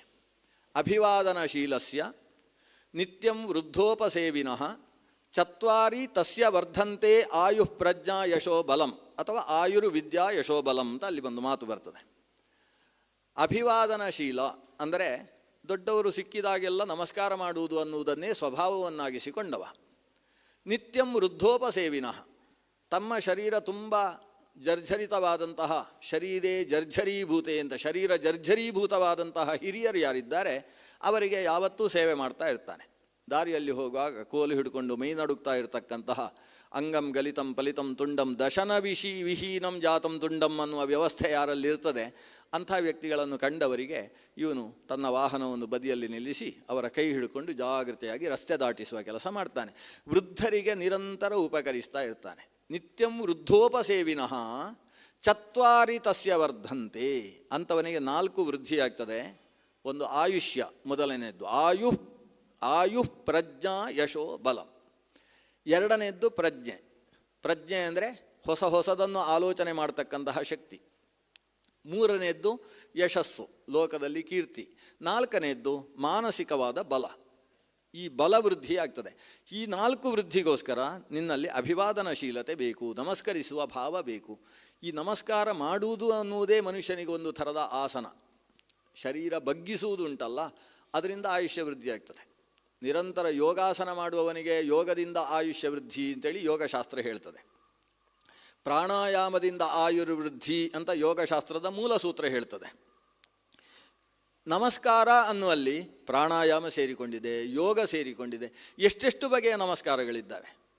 ಅಭಿವಾದನ ಅನ್ನುವುದು ಕಿವಿ ಮುಟ್ಟಿಕೊಂಡು ನೆಲ ಮುಟ್ಟತಕ್ಕಂತಹ ಒಂದು ಅಭಿವಾದನದ ಕ್ರಮ ಬೇರೆ. ಸಾಷ್ಟಾಂಗ ನಮಸ್ಕಾರ ಅಂತ ಹೇಳುವ ದಂಡವತ್ ಪ್ರಣಾಮ ಅನ್ನುವ ಪ್ರಕ್ರಿಯೆ ಅದು ಬೇರೆ ಥರ. ಪಂಚಾಂಗ ನಮಸ್ಕಾರ ಅಂತ ಹೇಳುವ ಅಡ್ಡ ಬೀಳ್ತಕ್ಕಂತಹ ಪ್ರಕ್ರಿಯೆ ಬೇರೆ ಥರ ಇದೆ. ಎರಡೂ ಕೈಗಳನ್ನು ತಲೆಯ ಮೇಲೆ ಎತ್ತಿ ಮೂರ್ಧನ್ಯೇಶೋಂಜಲಿರ್ಮೆ ಅಂತ ಹೇಳಿಕೊಂಡು ಮಾಡತಕ್ಕಂತಹ ನಮಸ್ಕಾರ ಬೇರೆ ಥರದ್ದು. ಎರಡೂ ಕೈಗಳನ್ನು ಹೃದಯಕ್ಕೆ ಇಟ್ಟುಕೊಂಡು ತಲೆ ಬಗ್ಗಿಸತಕ್ಕಂತಹ ಒಂದು ನತಮಸ್ತಕ ಅನ್ನುವ ಒಂದು ನಮಸ್ಕಾರ ಅದು ಬೇರೆ ಥರದ್ದು. ನಮಸ್ಕಾರದಲ್ಲಿ ಅನೇಕ ಪ್ರಭೇದಗಳಿದ್ದಾವೆ. ಇಂಥ ಸಂದರ್ಭದಲ್ಲಿ ಇಂತಹ ನಮಸ್ಕಾರವನ್ನೇ ಮಾಡಬೇಕು ಅಂತ ಹೇಳುವುದಕ್ಕೆ ಧರ್ಮಶಾಸ್ತ್ರದಲ್ಲಿ ನಮಸ್ಕಾರ ಪ್ರಕರಣವೇ ಬೇರೆ ಇದೆ. ಆ ನಮಸ್ಕಾರಗಳನ್ನು ತಾಯಿಗೆ ನಮಸ್ಕಾರ ಹೇಗೆ ಮಾಡಬೇಕು, ಗುರುಗಳಿಗೆ ನಮಸ್ಕಾರ ಹೇಗೆ ಮಾಡಬೇಕು, ದೇವಸ್ಥಾನದಲ್ಲಿ ನಮಸ್ಕಾರ ಎಡದಲ್ಲಿ ಮಾಡಬೇಕೋ ಬಲದಲ್ಲಿ ಮಾಡಬೇಕೋ, ಸೀದಾ ಹೋಗಿ ದೇವರ ಮುಂದೆಯೇ ಮಾಡಬೇಕೋ, ದೇವರ ಮುಂದೆ ಮಾಡಬೇಡ, ದೇವರ ಬಲಭಾಗದಲ್ಲಿ ದೇವರಿಗೆ ಅಡ್ಡ ಬಿದ್ದು ನಮಸ್ಕಾರ ಮಾಡು ಅಂತ ಹೇಳುವಂತಹ ನಮಸ್ಕಾರ ವಿಧಾನವನ್ನೇ ನಿರೂಪಿಸುವ ಪ್ರತ್ಯೇಕ ಪ್ರಕರಣ ಇದೆ. ಇವೆಲ್ಲ ಮನುಷ್ಯನ ಆಯುರ್ವೃದ್ಧಿಗೆ ಬೇಕಾದದ್ದು. ಪ್ರತಿನಿತ್ಯ ನಮಸ್ಕರಿಸಬೇಕು. ತಂದೆ ತಾಯಿ ಅನ್ನತಕ್ಕಂತಹ ದೇವತೆಗಳು, ಮನೆಯಲ್ಲಿ ಕಣ್ಣಾರೆ ಕಾಣಿಸ್ತಕ್ಕಂತಹ ಪ್ರತ್ಯಕ್ಷ ದೇವತೆಗಳು, ಅವರಿಗೆ ನಮಸ್ಕರಿಸಬೇಕು. ಉದಯಿಸುವ ಭಾನುವನ್ನು ಉದ್ದೇಶಿಸಿ ಸೂರ್ಯ ನಮಸ್ಕಾರವನ್ನು ಮಾಡಬೇಕು. ನಮಸ್ಕಾರ ಪ್ರಿಯೋ ಭಾನು. ಆದ್ದರಿಂದ ಈ ನಮಸ್ಕಾರಗಳನ್ನು ಅವ ಜೀವನದಲ್ಲಿ ರೂಢಿಸಿಕೊಂಡಿದ್ದಾನೆ ಅಂತಾದರೆ ಅವನಿಗೆ ಅನಾರೋಗ್ಯಗಳು ಹೇಗೆ ಬರ್ತಾವೆ? ನಮಸ್ಕಾರದ ಕಾರಣದಿಂದ ಇನ್ನೊಬ್ಬರ ಮುಂದೆ ಬಗ್ಗಿದಾಗ ಭಾವನೆ ಏನು ಬರ್ತದೆ ಅಂದರೆ ಇವರು ದೊಡ್ಡವರು, ನಾನು ಅವರ ಅಧೀನ ಅನ್ನುವ ಭಾವ ತಾನಾಗಿ ಒಳಗೆ ಮೇಳೈಸ್ತದೆ. ಈ ಭಾವ ಪ್ರತಿನಿತ್ಯವೂ ಅವರಲ್ಲಿ ಒಳಗೆ ಬರ್ತಾ ಇದೆ ಅಂತಾದರೆ ಅವರು ಹೇಗೆ ನಮಗೆ ಅವಿಧೇಯರಾಗಿ ಎಡವಟ್ಟು ಮಾಡುವುದಕ್ಕೆ ಸಾಧ್ಯ ಉಂಟು? ಅನ್ನ ನಮಸ್ಕಾರ ಮಾಡುವುದು ಅನ್ನೋದು ಮಕ್ಕಳಿಗೆ ತಂದೆ ತಾಯಿಯರು ಹೇಳಿಕೊಡಬೇಕಾದ ಕೆಲಸ. ಹೇಳಿಕೊಟ್ರೆ ಆಮೇಲೆ ಅವರೇ ಮಾಡ್ತಾರೆ. ಈಗೇನೆಂದರೆ ನಮಗೆ ಒಬ್ಬ ಮಗ ಇರೋದು, ಪಾಪ ನಮಸ್ಕಾರ ಮಾಡಿಸುವುದು ಯಾಕೆ ಅವನ ಹತ್ರ, ಸ್ವಲ್ಪ ದಪ್ಪ ಬೆಳೀಲಿ, ಈಗಲೇ ತೆಳ್ಳಗಿದ್ದಾನೆ ಅಂತ ಹೇಳಿ ಅವನ ಶರೀರವನ್ನು ದಪ್ಪ ಮಾಡುವ ಆಲೋಚನೆಯಲ್ಲಿ ಕೊನೆಗೆ ಏನಾಗ್ತದೆ, ಅವರು ಹೇಳಿದ ಹಾಗೆ ತಂದೆ ತಾಯಿರು ಬದುಕಬೇಕಾದಂತಹ ಸ್ಥಿತಿ ಬರ್ತದೆ. ನಮ್ಮ ಸಂಸ್ಕೃತಿಯನ್ನು ಅವರಲ್ಲಿ ಅಚ್ಚು ಮೂಡಿಸುವಲ್ಲಿ ನಾವು ಸೋತು ಬಿಡ್ತೇವೆ. ನಮಸ್ಕಾರ ಮಾಡುವುದು ಅನ್ನೋದು ಅದು ನಮ್ಮ ದೇಶದ ಧರ್ಮ. ಬೆಳಗ್ಗೆ ಎದ್ದು ಮೊದಲು ನೆಲಕ್ಕೆ ನಮಸ್ಕಾರ ಮಾಡಿ ಅವ ಹೇಳ್ತಾನೆ, ವಿಷ್ಣು ಪತ್ನಿ ನಮಸ್ತುಭ್ಯಂ ಪಾದಸ್ಪರ್ಶಂ ಕ್ಷಮಸ್ವಮಿ ಅಂತ. ಈ ನೆಲದಲ್ಲೂ ಕೂಡ ಭೂತಾಯಿಯನ್ನು ವಿಷ್ಣು ಪತ್ನಿಯನ್ನು ಆಲೋಚನೆ ಮಾಡ್ತಾ ಆ ಧರಾದೇವಿಗೆ ಒಂದು ಕೈ ಮುಗಿದೆ ಆತ ನೆಲದ ತಾನು ಹಾಸಿಗೆಯಿಂದ ಹೇಳ್ತಾನೆ. ನಮಸ್ಕಾರ ಅನ್ನುವುದು ಈ ನೆಲದ ಮೂಲಭೂತವಾದಂತಹ ಸಂಸ್ಕೃತಿ. ಆದ್ದರಿಂದಲೇ ಋಷಯೋ ದೀರ್ಘ ಸಂಧ್ಯಾತ್ವಾತ್ ದೀರ್ಘಮಾಯುರವಾಪ್ನಯು ಅಂತ ಹೇಳ್ತಾನೆ ಮನು. ಸಂಧ್ಯಾ ಅಂದರೆ ಅದೊಂದು ವಂದನೆ, ಒಂದು ನಮಸ್ಕಾರ. ಸೂರ್ಯ ಮೊದಲಾದ ದೇವತಾಶಕ್ತಿಗಳಿಗೆ ಮಾಡ್ತಕ್ಕಂತಹ ಪ್ರಾತಃ ಕಾಲ ಮತ್ತು ಸಾಯಂಕಾಲದಲ್ಲಿ ಮಾಡುವ ನಮಸ್ಕಾರಗಳು. ನಮಸ್ಕಾರದ ಕಾರಣದಿಂದಲೇ ದೀರ್ಘಾಯುಷ್ಯವನ್ನು ನಮ್ಮ ಹಿರಿಯರು ಪಡೆದಿದ್ದಾರೆ ಅಂತ ಮನು ತನ್ನ ಸ್ಮೃತಿಯಲ್ಲಿ ಹೇಳ್ತಾನೆ. ಅಂದರೆ ನಮಸ್ಕಾರವು ಆಯುಷ್ಯವರ್ಧಕ. ನಿನ್ನ ಮಗ ನಿನಗೆ ನಮಸ್ಕಾರ ಮಾಡ್ತಾನೋ ಅಂತ ವಿದುರ ಕೇಳುವುದು. ನೀವೇ ನಿಮ್ಮ ಮಗನಿಗೆ ನಮಸ್ಕಾರ ಮಾಡುವುದೋ ಅಥವಾ ಅವನು ನಿಮಗೆ ನಮಸ್ಕಾರ ಮಾಡ್ತಾನೋ? ನಿಜವಾಗಿ ದುರ್ಯೋಧನ ಧೃತರಾಷ್ಟ್ರನಿಗೆ ನಮಸ್ಕಾರ ಮಾಡ್ತಾನೋ ಅಂತ ಧೃತರಾಷ್ಟ್ರನಿಗೆ ಗೊತ್ತಾಗಬೇಕಾದ್ರೆ ಅವ ಶಕುನಿ ಹತ್ರ ಕೇಳಬೇಕು, ಮಗ ನಮಸ್ಕಾರ ಮಾಡಿದ್ನೋ ಅಂತ. ಕಣ್ಣು ಕಾಣಿಸೋಲ್ಲ, ಅಮ್ಮನಿಗೂ ಕಣ್ಣು ಕಾಣಿಸೋದಿಲ್ಲ, ಇದ್ದ ಕಣ್ಣನ್ನು ಕೂಡ ಮುಚ್ಚಿಕೊಂಡಿದ್ದಾಳೆ. ಈ ಗಾಂಧಾರಿ ಧೃತರಾಷ್ಟ್ರರು ದುರ್ಯೋಧನನನ್ನು ಸರಿಯಾಗಿ ಬೆಳೆಸಲಿಲ್ಲ ಅಂತ ವಿದುರ ಹೇಳ್ತಾನೆ. ವಿಧೇಯರಾಗಿ ಬೆಳೆಸಲಿಲ್ಲ. ಬಾಲ್ಯದಿಂದಲೇ ಅವರು ವಿಧೇಯರಾಗಿರುವುದಕ್ಕೆ ಯಾವ ಯಾವ ಸಂಸ್ಕಾರಗಳನ್ನು ಅವರಲ್ಲಿ ಮೂಡಿಸಬೇಕೋ ಅತಿಯಾದ ಮಮಕಾರದ ಕಾರಣದಿಂದ ನೀವು ಅದನ್ನು ಅವರಲ್ಲಿ ಮೂಡಿಸಲಿಲ್ಲ. ಇದು ಇವತ್ತು ನಿಮ್ಮ ಹಿಡಿತ ತಪ್ಪಿ ವಂಶವೇ ನಾಶವಾಗುವುದಕ್ಕೆ ಕಾರಣವಾಗಿ ಹೋಗಿದೆ. ಅನೇಕ ಸುಭಾಷಿತಗಳಿದ್ದಾವೆ. ಅದರಲ್ಲಿ ಇನ್ನೊಂದು ಮಾತು ಹೇಳ್ತಾನೆ ಆತ, ನಾವು ದೊಡ್ಡವರಿಗೆ ಬಗ್ಗುವುದು ಅನ್ನೋದು ಬಹಳ ಮುಖ್ಯ. ಆಯುಷ್ಯವರ್ಧಕ ಮಾತ್ರ ಅಲ್ಲ, ಬದುಕುವ ನೀತಿಯೂ ಕೂಡ ಅದು ಅಂತ ಹೇಳ್ತಾನೆ. ನಾವು ಬದುಕಬೇಕು ಅಂತಾದರೆ ನಮಗಿಂತ ಶಕ್ತಿಶಾಲಿಗಳಿದ್ದರೆ ಅವರಿಗೆ ಬಗ್ಗಬೇಕು. ಬಗ್ಗದೇ ಹೋದರೆ ಮೂಲ ಸಹಿತವಾಗಿ ಬಿದ್ದು ಹೋಗ್ತೇವೆ ಅಷ್ಟೇ. ಹುಲ್ಲಿನ ರಾಶಿ ಇದೆ. ಹುಲ್ಲುಗಾವಲಲ್ಲಿ ಬಹಳ ಮನುಷ್ಯನ ಎದೆಯಷ್ಟು ಎತ್ತರಕ್ಕೆ ಹುಲ್ಲು ಬೆಳೆದಿರ್ತದೆ. ಅದೇ ಆಕಾಶದ ಎತ್ತರಕ್ಕೆ ಮರಗಳು ಬೆಳೆದಿರ್ತವೆ. ಜೋರಾದ ಗಾಳಿ ಬೀಸಿದಾಗ ಮರಗಳು ಬುಡಸಹಿತ ಅಡ್ಡ ಬಿಡ್ತವೆ, ಆದರೆ ಹುಲ್ಲು ಮಾತ್ರ ಹಾಗೇ ಇರ್ತದೆ, ಯಾವುದೂ ಕಿತ್ತು ಹೋಗುವುದಿಲ್ಲ. ಯಾಕಂದರೆ ಗಾಳಿ ಬೀಸಿದಾಗ ಹುಲ್ಲು ಬಗ್ತದೆ, ಮರಗಳು ಬಗ್ಗುವುದಿಲ್ಲ, ಅದಕ್ಕೆ ಬುಡ ಸಹಿತ ಬೀಳ್ತವೆ. ಬಗ್ಗುವುದರಿಂದ ಎಷ್ಟು ಪ್ರಯೋಜನ ಇದೆ, ಬದುಕಿಕೊಳ್ಳಿಕ್ಕಾಗ್ತದೆ. ಇದು ಒಂದು ದೃಷ್ಟಾಂತ ಕೊಟ್ಟು ಹೇಳೋದು. ದೃಷ್ಟಾಂತ ಕೊಟ್ಟರೆ ಸುಲಭ ಆಗ್ತದೆ ಅಂತ. ತೃಣ ಯಾಕೆ ಬದುಕಿತು ಅಂದರೆ ಬಗ್ಗಿತು, ಗಾಳಿ ಬೀಸಿ ಹೋದ ಮೇಲೆ ಮತ್ತೆ ಸೆಟ್ಟಿದ್ದು ನಿಂತಿತು. ಹಾಗೆ ದೊಡ್ಡವರಿಗೆ ಬಗ್ಗಬೇಕಾದದ್ದು ಧರ್ಮ. ಬಗ್ಗುವುದರಿಂದಲೇ ನಾವು ಸರಿಯಾಗಿ ಗಟ್ಟಿಯಾಗಿ ನೆಲೆ ನಿಲ್ಲುವುದಕ್ಕೆ ಸಾಧ್ಯವಾಗ್ತದೆ. ಇವತ್ತು ದುರ್ಯೋಧನ ಧರ್ಮರಾಜನಿಗೆ ಬಗ್ಗಬೇಕು, ಆದರೆ ಒಂದು ಬಾರಿ ಆದರೂ ನಮಸ್ಕಾರ ಮಾಡಿದ್ದಾನ ನಿನ್ನ ಮಗ? ಮನೆಯಲ್ಲಿ ಅಣ್ಣನಿಗೆ ನಮಸ್ಕಾರ ಮಾಡುವಂತ ತಮ್ಮನಿಗೆ ಅಮ್ಮ ಕಲಿಸಿಕೊಡಬೇಕಲ್ವ ಬಾಲ್ಯದಲ್ಲೇ? ದೊಡ್ಡವರಿಗೆ ನಮಸ್ಕಾರ ಮಾಡ್ತಾ ಇದ್ದಂತಹ ತಮ್ಮ, ಇವನು ನನಗೆ ಗೌರವಾಸ್ಪದನಾದ ವ್ಯಕ್ತಿ ಅನ್ನುವ ಭಾವ ಯಾವಾಗ ಆ ತಮ್ಮನಲ್ಲಿ ಮೂಡ್ತದೆ, ಅವನು ಯಾವತ್ತಾದರೂ ಸುಗ್ರೀವ ವಾಲಿಯ ಮೇಲೆ ಏರಿ ಹೋದ ಹಾಗೆ ಹೋಗುವುದಕ್ಕೆ ಸಾಧ್ಯ ಉಂಟಾ? ಅವರಲ್ಲಿ ಆ ಭಾವವನ್ನು ಮಂಗಗಳು ಹಾಗೆ ಮಾಡಬಹುದೇ ಹೊರತು ಮನುಷ್ಯರು ಅಣ್ಣ ತಮ್ಮಂದಿರು ಹೋರಾಡುವುದಕ್ಕೆ ಸಾಧ್ಯ ಉಂಟಾ? ರಾಮ ಲಕ್ಷ್ಮಣರ ಹಾಗೆ ಬೆಳೀತಾರೆ. ಆದ್ದರಿಂದ ಮಕ್ಕಳಲ್ಲಿ ತಾನಾಗಿ ಇವರು ದೊಡ್ಡವರು, ಇವರನ್ನು ಗೌರವಿಸಬೇಕು ಅನ್ನುವ ಭಾವ ಅದು ಹಿರಿಯರು ಮೂಡಿಸಬೇಕಾದದ್ದು. ನೀನು ಅದು ಮಾಡಲಿಲ್ಲ. ಧರ್ಮರಾಜನ ಮೇಲೆ ಮತ್ಸರದ ಕೂಪವನ್ನಾಗಿ ನಿನ್ನ ಮಗನನ್ನು ಬೆಳೆಸಿಬಿಟ್ಟಿದ್ಯಲ್ವಾ, ಅದು ಇವತ್ತು ಅನರ್ಥವನ್ನು ಉಂಟು ಮಾಡ್ತದೆ. ದೊಡ್ಡವರಿಗೆ ಬಗ್ಗಬೇಕು. ಹಸುಗಳು, ಚೆನ್ನಾಗಿ ಹಾಲು ಕೊಡುವ ಹಸುಗಳು, ಕಾಲು ಒದಿಯತಕ್ಕಂಥ ಹಸುಗಳು ಅಂತ ಎರಡು ಬಗೆ. ಅದು ಇವತ್ತು ಮಾತ್ರ ಅಲ್ಲ, ಆ ಕಾಲದಲ್ಲೂ ಇತ್ತು. ಅದನ್ನು ವಿದುರ ಉಲ್ಲೇಖ ಮಾಡ್ತಾನೆ. ಹಸುಗಳಲ್ಲಿ ದುರ್ದುಘ ಸುದುಘ ಅಂತ ಎರಡು ಬಗೆ ವೇದದಲ್ಲಿ ಬರುವ ಶಬ್ದ ಇದು. ದುರ್ದುಘ ಅಂದರೆ ಹಾಲು ಕೆಚ್ಚಲಿನಲ್ಲಿ ಚೆನ್ನಾಗಿ ತುಂಬಿದೆ, ಅದು ಕರು ಬಾಯಿ ಹಾಕಿದರೆ ಮಾತ್ರ ಹಾಲು ಇಳಿಸ್ತದೆ. ಯಾರಾದರೂ ಕೈ ಹಾಕಿದ್ರು ಅಂದರೆ ಹಾಲು ಎಳ್ಕೊಳ್ತದೆ, ಕಾಲಲ್ಲಿ ಒದಿಯುವುದಕ್ಕೆ ಪ್ರಾರಂಭ ಆಗ್ತದೆ. ಇಂತಹ ಹಸುಗಳಿಗೆ ದುರ್ದುಘಗಳು ಅಂತ ಹೆಸರು. ಅದು ಜಾತಿಯಲ್ಲಿ ಬಂದಂಥ ಹಸುಗಳು. ದುರ್ದುಘ ಹಸುಗಳಿಗೆ ಏನು ಸಮಸ್ಯೆ? ಆ ಹಸುಗಳ ಕಾಲು ಕಟ್ತಾರೆ, ಮತ್ತು ಕೊನೆಗೆ ಇನ್ನು ಕಾಲು ಒದರೆ ಜಾಗ್ರತೆ ಅಂತ ಅದಕ್ಕೊಂದು ಕೊದಂಟಿಯಲ್ಲಿ ಒಂದು ಹೊಡೆದು ಅದಕ್ಕೆ ವರ್ಷ ಪೂರ್ತಿ ನೆನಪಿರಬೇಕು, ಅದು ನಾನು ಕಾಲು ಎತ್ತಿದರೆ ಪೆಟ್ಟು ಬೀಳ್ತದೆ ಅಂತ. ಅದು ಮನಃಶಾಸ್ತ್ರೀಯವಾದ ಒಂದು ಟ್ರೀಟ್ಮೆಂಟ್ ಕೊಡ್ತಾರೆ ಅದಕ್ಕೆ. ಆಮೇಲೆ ಅದು 2 ತಿಂಗಳು ಒದಿಯುವುದಿಲ್ಲ. 2 ತಿಂಗಳಾದ ಮೇಲೆ ಮತ್ತೆ ಒದಿಲಿಕ್ಕೆ ಶುರು ಮಾಡ್ತವೆ. ಆ ಹಸುಗಳಿಗೂ ಶಿಕ್ಷೆ ಕೊಡುವುದನ್ನು ಪಶುಶಾಸ್ತ್ರ ಹೇಳ್ತದೆ. ಹಸುಗಳಿಗೆ ಹೊಡಿಬಾರ್ದು ಅಂತುಂಟು. ಆದರೆ ದುರ್ದುಘವಾದ ಹಸುವನ್ನು ಹೇಗೆ ಶಿಕ್ಷಿಸಬೇಕು ಅನ್ನುವುದನ್ನು ಕೂಡ ಪಶುಶಾಸ್ತ್ರ ಹೇಳ್ತದೆ. ಅದರದ್ದು ಜೀವನದಲ್ಲಿ ಅಷ್ಟು ಪೆಟ್ಟು ತಿನ್ನಬೇಕಾಗಿ ಬಂತು ದುರ್ದುಘವಾದ ಹಸು. ಆದರೆ ಸುದುಘ ಹಾಗುಂಟು, ಚೆನ್ನಾಗಿ ಹಾಲು ಕೊಡ್ತಕ್ಕಂತಹ ಆ ತಾಯಿ ಗೋಮಾತೆ ಪ್ರತಿಯೊಂದು ಹಂತದಲ್ಲೂ ಕೂಡ ಮನುಷ್ಯನ ಪ್ರೀತಿಗೆ ಆಸ್ಪದವಾಗ್ತದೆ. ಅದಕ್ಕೆ ಪ್ರದಕ್ಷಿಣೆ ಬಂದು ನಮಸ್ಕಾರ ಮಾಡ್ತಾರೆ. ತಾನು ಊಟ ಮಾಡುವುದಕ್ಕಿಂತ ಮುಂಚೆ ತೆಗೆದಿಟ್ಟಂತಹ ಗೋಗ್ರಾಸವನ್ನು ಅದೇ ಹಸುವಿನ ಮುಂದಿಟ್ಟು ಕೈ ಮುಗಿತಾರೆ, ಅದರ ಮೀನೇವರಿಸ್ತಾರೆ, ಅದರ ಮೇಲೆ ಬಂದು ನೊಣಗಳು ಕೀಟಗಳು ಕೂತು ತೊಂದರೆ ಮಾಡ್ತಾ ಇದ್ದಾವೆ ಅಂತ ಬೀಸಣಿಗೆಯಲ್ಲಿ ಬೀಸಿ ಅದರ ಉಪಚಾರವನ್ನು ಮಾಡ್ತಾರೆ, ಗೋ ಸೇವೆಯನ್ನು ಮಾಡಿ ಆರಾಧಿಸ್ತಾರೆ. ದುರ್ದುಗವಾದ ಹಸು ಪೆಟ್ಟು ತಿಂದು ಒದ್ದಾಡಿದರೆ ಚೆನ್ನಾಗಿ ಹಾಲು ಕೊಡ್ತಕ್ಕಂಥ ಹಸು ಅಂತಹ ಗೌರವವನ್ನು ಅನುಭವಿಸ್ತದೆ. ನೋಡಿ, ಇದರಿಂದ ತಿಳ್ಕೊಳ್ಬೇಕು, ದೊಡ್ಡವರಿಗೆ ಬಗ್ಗಬೇಕು. ನಮ್ಮನ್ನು ಸಾಕುವವರು ನಮಗಿಂತ ಹಿರಿಯರು ಅಂತ ಅನಿಸಿದರೆ ಅವರಿಗೆ ನಾವು ವಿಧೇಯರಾಗಿರಬೇಕು. ಈ ವಿಧೇಯತೆಯನ್ನು ನಿನ್ನ ಮಕ್ಕಳಿಗೆ ಹೇಳಿಕೊಳ್ಳಿಲ್ಲ ನೀನು, ಆದ್ದರಿಂದ ಇವತ್ತು ಇಂಥ ಪ್ರಸಂಗ ಬಂತು. ಇಂತಹ ಅನೇಕ ವಿಷಯಗಳನ್ನು ಹೇಳಿ ಕೊನೆಗೆ ಹೇಳ್ತಾನೆ ಧೃತರಾಷ್ಟ್ರ, ನಾವು ಇಡೀ ದೇಶವನ್ನು ಉಳಿಸುವುದಕ್ಕೋಸ್ಕರ ಕೆಲವೊಂದನ್ನು ಕಳ್ಕೊಳ್ಬೇಕಾಗ್ತದೆ. ರಾಜ್ಯ ಬೇಕು ಅಂತ ದೇಶದ ಬಗ್ಗೆ ಆಸೆ ಹಾಕಿ ಇವತ್ತು ನಿನ್ನ ಮಗನಿಗೆ ರಾಜ್ಯ ಬೇಕು ಅಂತ ಒದ್ದಾಡಿದರೆ ಇಡೀ ದೇಶವೇ ಕೆಟ್ಟು ಹೋಗ್ತದೆ. ತ್ಯಜೇದೇಕಂ ಕುಲಸ್ಯಾರ್ಥೇ ಗ್ರಾಮಾರ್ಥೇ ಚ ಕುಲಂ ತ್ಯಜೇತ್ ಗ್ರಾಮಂ ಜನಪದಸ್ಯಾರ್ಥೇ ಆತ್ಮಾರ್ಥೇ ಪೃಥಿವೀಂ ತ್ಯಜೇತ್. ನಾವು ಒಬ್ಬ ವ್ಯಕ್ತಿಯಿಂದಾಗಿ ಇಡೀ ಕುಲವೇ ಕೆಟ್ಟು ಹೋಗುತ್ತೆ ಅಂದರೆ ಆ ವ್ಯಕ್ತಿಯನ್ನು ಕುಲದಿಂದ ಬಹಿಷ್ಕಾರ ಹಾಕಬೇಕು, ಕುಲದಿಂದ ತೆಗಿಬೇಕಾಗ್ತದೆ.